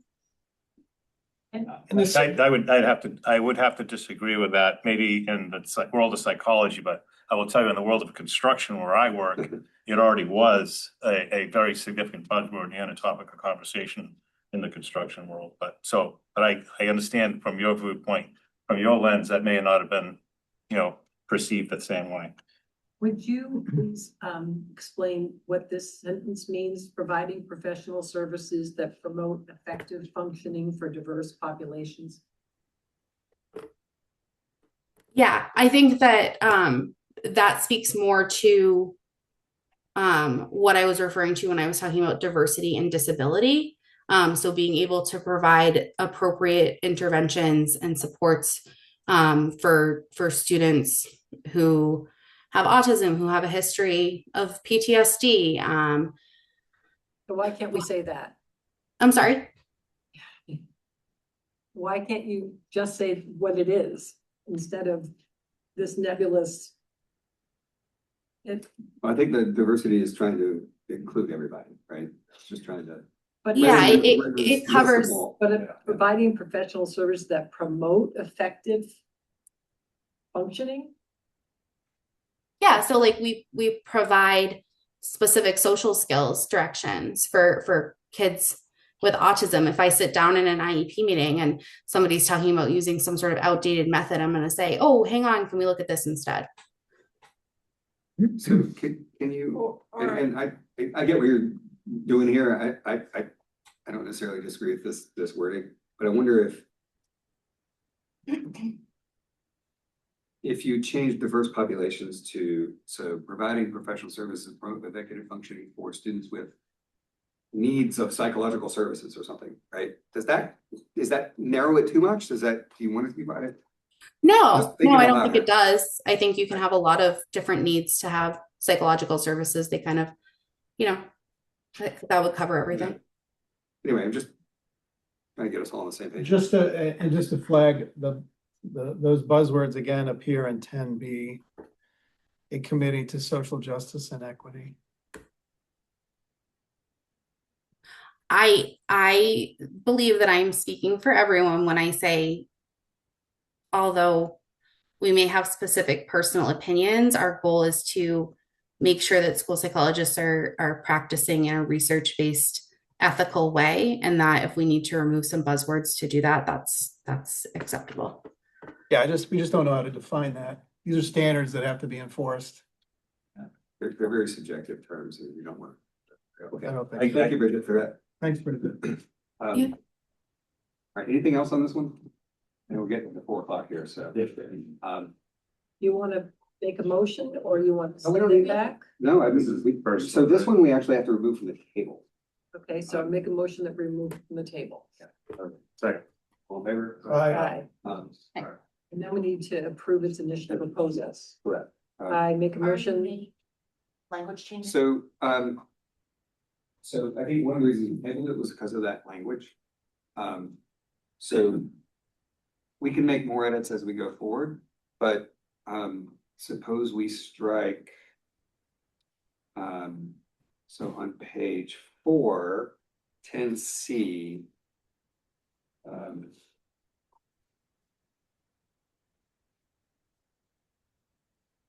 The last portion or the I whole? think, I think we ended diversity and strike and a commit.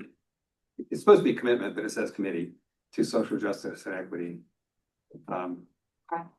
And then on, We would have to add and before. we're- yes, yeah, thank you. I guess I just wanted to interject, Drew. I just. Yeah. I grew up in an era where I was in school, it was talked about the melting pot.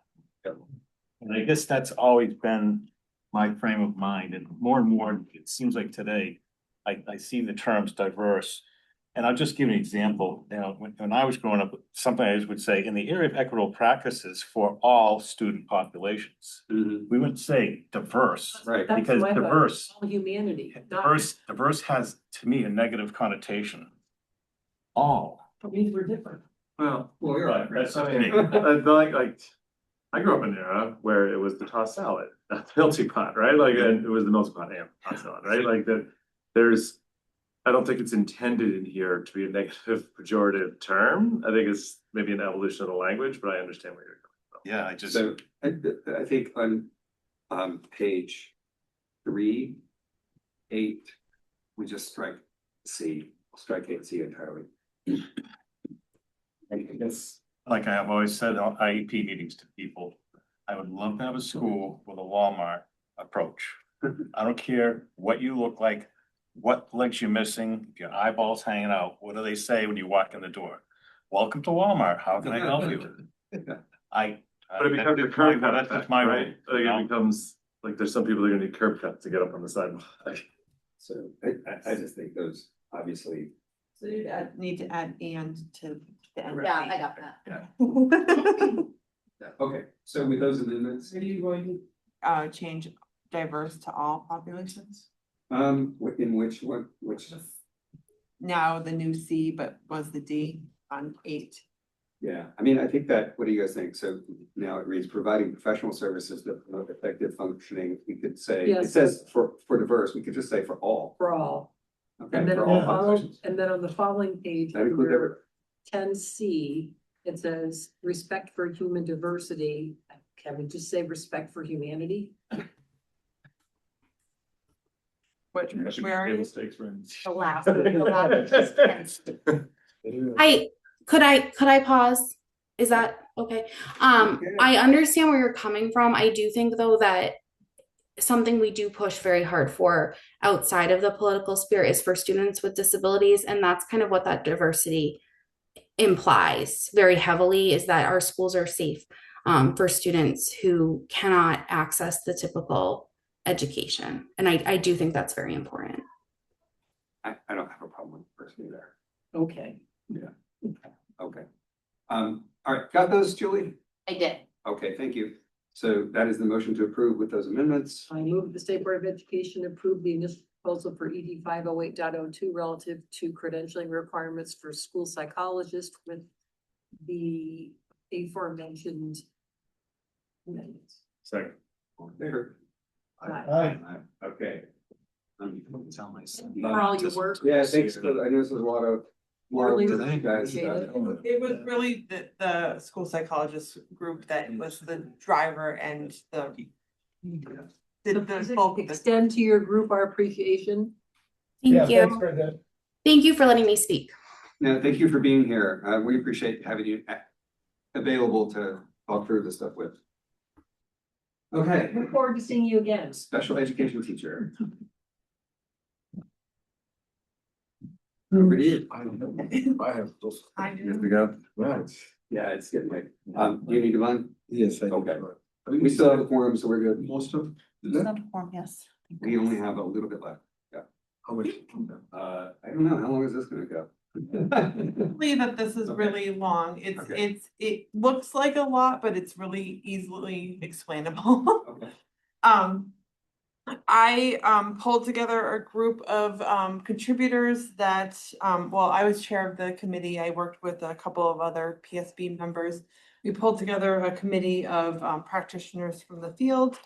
And then after our work, we did send it out to the broader field to get some feedback. We incorporated that feedback.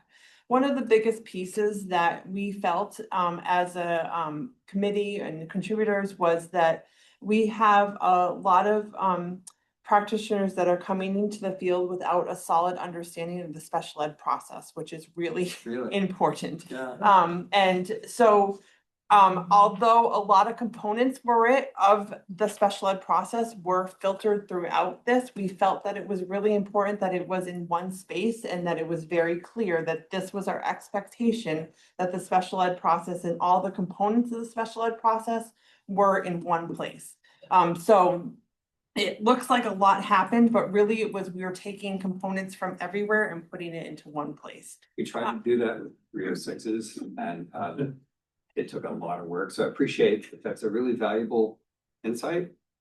So you say we have practitioners coming in who don't understand the process. Or don't have as solid of understanding of the steps of the process or all the components of it, as in writing some of the reports and all of those types of things. And so there were some missing pieces where that was not reflected in this document at all. So we did add in those components of practicing, writing evaluations and that whole process. There was another component towards the end where it listed what the duties of a special ed teacher might be, and it didn't have case management on there, which is a huge piece of what a lot of us do in the field. So we did add that. Other than that, the big changes that were made were really in taking the language and making it into measurable language, which is what all of our committees have been working on, trying to move these standards into that measurable realm. So you do have on page, I don't think it's necessarily a problem, on page 4, it's 5A. Incorporate research-based instruction frameworks to promote access, equity, inclusion, and respect for all students. Now that's not quite the same buzzwords. It's much easier, I think, to swallow that than the way it was phrased in the other one. So I'm probably okay with that, but just wanted to flag it for anybody. We did do this more recently than the school site standards. So we did have that in our mind. Also in this current, where we are today, inclusion is a huge piece of our practice. And so that word was not in here a lot, which was somewhat troubling. So we did want to make sure that it wasn't. And I think the inclusion part is fine. I just wonder so again, like these are the qualifications for the job. So when you put equity in there, I think it's just got to be clear what that means in this context. And I'm not sure what that means in this context. So there are various ways of interpreting that word in various contexts. So when I don't necessarily want to strike it right now, but I just want to put a pin in it to say, when we're talking about that, promoting access, equity, inclusion, how are we defining equity? How do we know? How do we measure that? Yeah, how do we define it? How do we measure it? How are we promoting it? What does that mean in this context? Because access and inclusion, I totally get when it comes to special education. Equity, I think I know. But it'd be better to understand more robustly what that means in this specific. Yeah, it's equity versus equality, right? Yeah. So when we're working with kids with disabilities, it's not that they're going to get the equal to their peers, but they're going to get something that's going to allow them to have the same experience as their peers. And so whether that be that we have to give the child something for their feet to be on so that they can be in the chairs beside their peers, that's equity in this case. We're not giving that equally to all their Yeah. peers because all their peers don't need that to be successful in the classroom, but this child does. Is there another set of words or a word that you could use rather than equity that would achieve the same goal? Equal opportunity. Yeah. Well, it's Nope. not, but it's not that because Didn't get you there. because then that has that connotation that we're going to give You're that. climbing the rope, so you climb the rope, Right. instead of sit there and, you know, massage the rope. I hear what you're saying about it. I just wonder if, again, I don't want to strike it right now. But it's just something to think about because I think access and inclusion would probably cover those things. If you need a fidget spinner, if you need a seat, like if you need various accommodations, access and inclusion would probably cover those things. I'm looking for those areas where those two words wouldn't cover an accommodation. And so you need the word equity in there to say, okay, this is what we're going for. I'm just, yeah, if you could think about it and maybe get back to us because it may well be that we need it in there. I just want to understand it and how it fits in with everything else. I'll be blunt about it. The problem is the word equity got hijacked. That's what happened. I would probably agree with that. That's exactly my The point. word got hijacked and it's gotten misinterpreted, so now it means different things to different people. That's exactly my point. But so equity in regards to, So often think of I don't know if you've seen the picture of the UDL kind of breaking down that, and that in my mind is what equity is it's kind of breaking down those barriers so that our students can access the curriculum at the same level as their peers. I mean, for instance, I'll just give a simple example. My son had a sound issue. It's crazy as sounds, leaves falling off a tree all of a sudden was like a freight train to him. He would go like this when tons of leaves would come down. Equity would be put a pair of earmuffs on this, right? So We're not giving headphones to every kid, but he needed it. So I just wonder if you could think about that a little more and see if there are specific examples where equity would have to be in there to make sure we get an accommodation that's not covered by access or inclusion. And we may well want to keep it there. I'm not necessarily saying we take it out, but it has been hijacked. And since if we don't have a definition that says equity means X, and we put it in here, then people will interpret it in various ways, and they may well be interpreting it in this highly politicized context, which is not what we're going for. So it's just something to think about. Anything else on these? the only thing I would have, I know that, and I say this because I attended the Institute on Disability at UNH. And I know in New Hampshire, there's been a lot of advocacy in disabilities. You mentioned about, procedurals and things like that. I feel like in New Hampshire, there's a lot more. How does this align with the state of New Hampshire, what we have for our rules, our special education rules? Do we have more in New Hampshire, or does this lower the standard of what special education teachers need to know about our special education rules here in New Hampshire? Well, luckily, our state laws have not changed what the federal laws require as far as the process of going through. So it very much aligns with. So is there anything additional that we require in New Hampshire that they would not have? Well, that is covered with, we do call out that they do need to understand New Hampshire law. So. All right, anybody else? And I think to your point is that it is ever changing. So if we were to put very specific things in here, then when it changes, then these would become obsolete, and we don't want that process to start affecting this process, so. And again, thank you for all the work on this. All right, I move that the State Board of Education approve the initial proposal for ED 507.40 relative to special education teacher requirements with. I don't think we made any, we didn't make any changes. We flagged something. Okay. Just approved. All in favor? Aye. All right. And we did update to the 22 that had changed. So. Thank you so much. Welcome. Okay, Commissioner is not here, so we can skip the Commissioner update. Excellent. All we have is minutes, and I had a small change in the minutes. I had a couple too, so I'm curious if you found them too. There was some of them were just really pretty simple, but. No E in my name, but. Well, so I have a couple of issues with the minutes. One, so last month I was praising whoever this is doing for the detail. This month, it's way too much detail. So we did not need an actual transcript, the 24-page meeting minutes. So I think we need to tighten it up.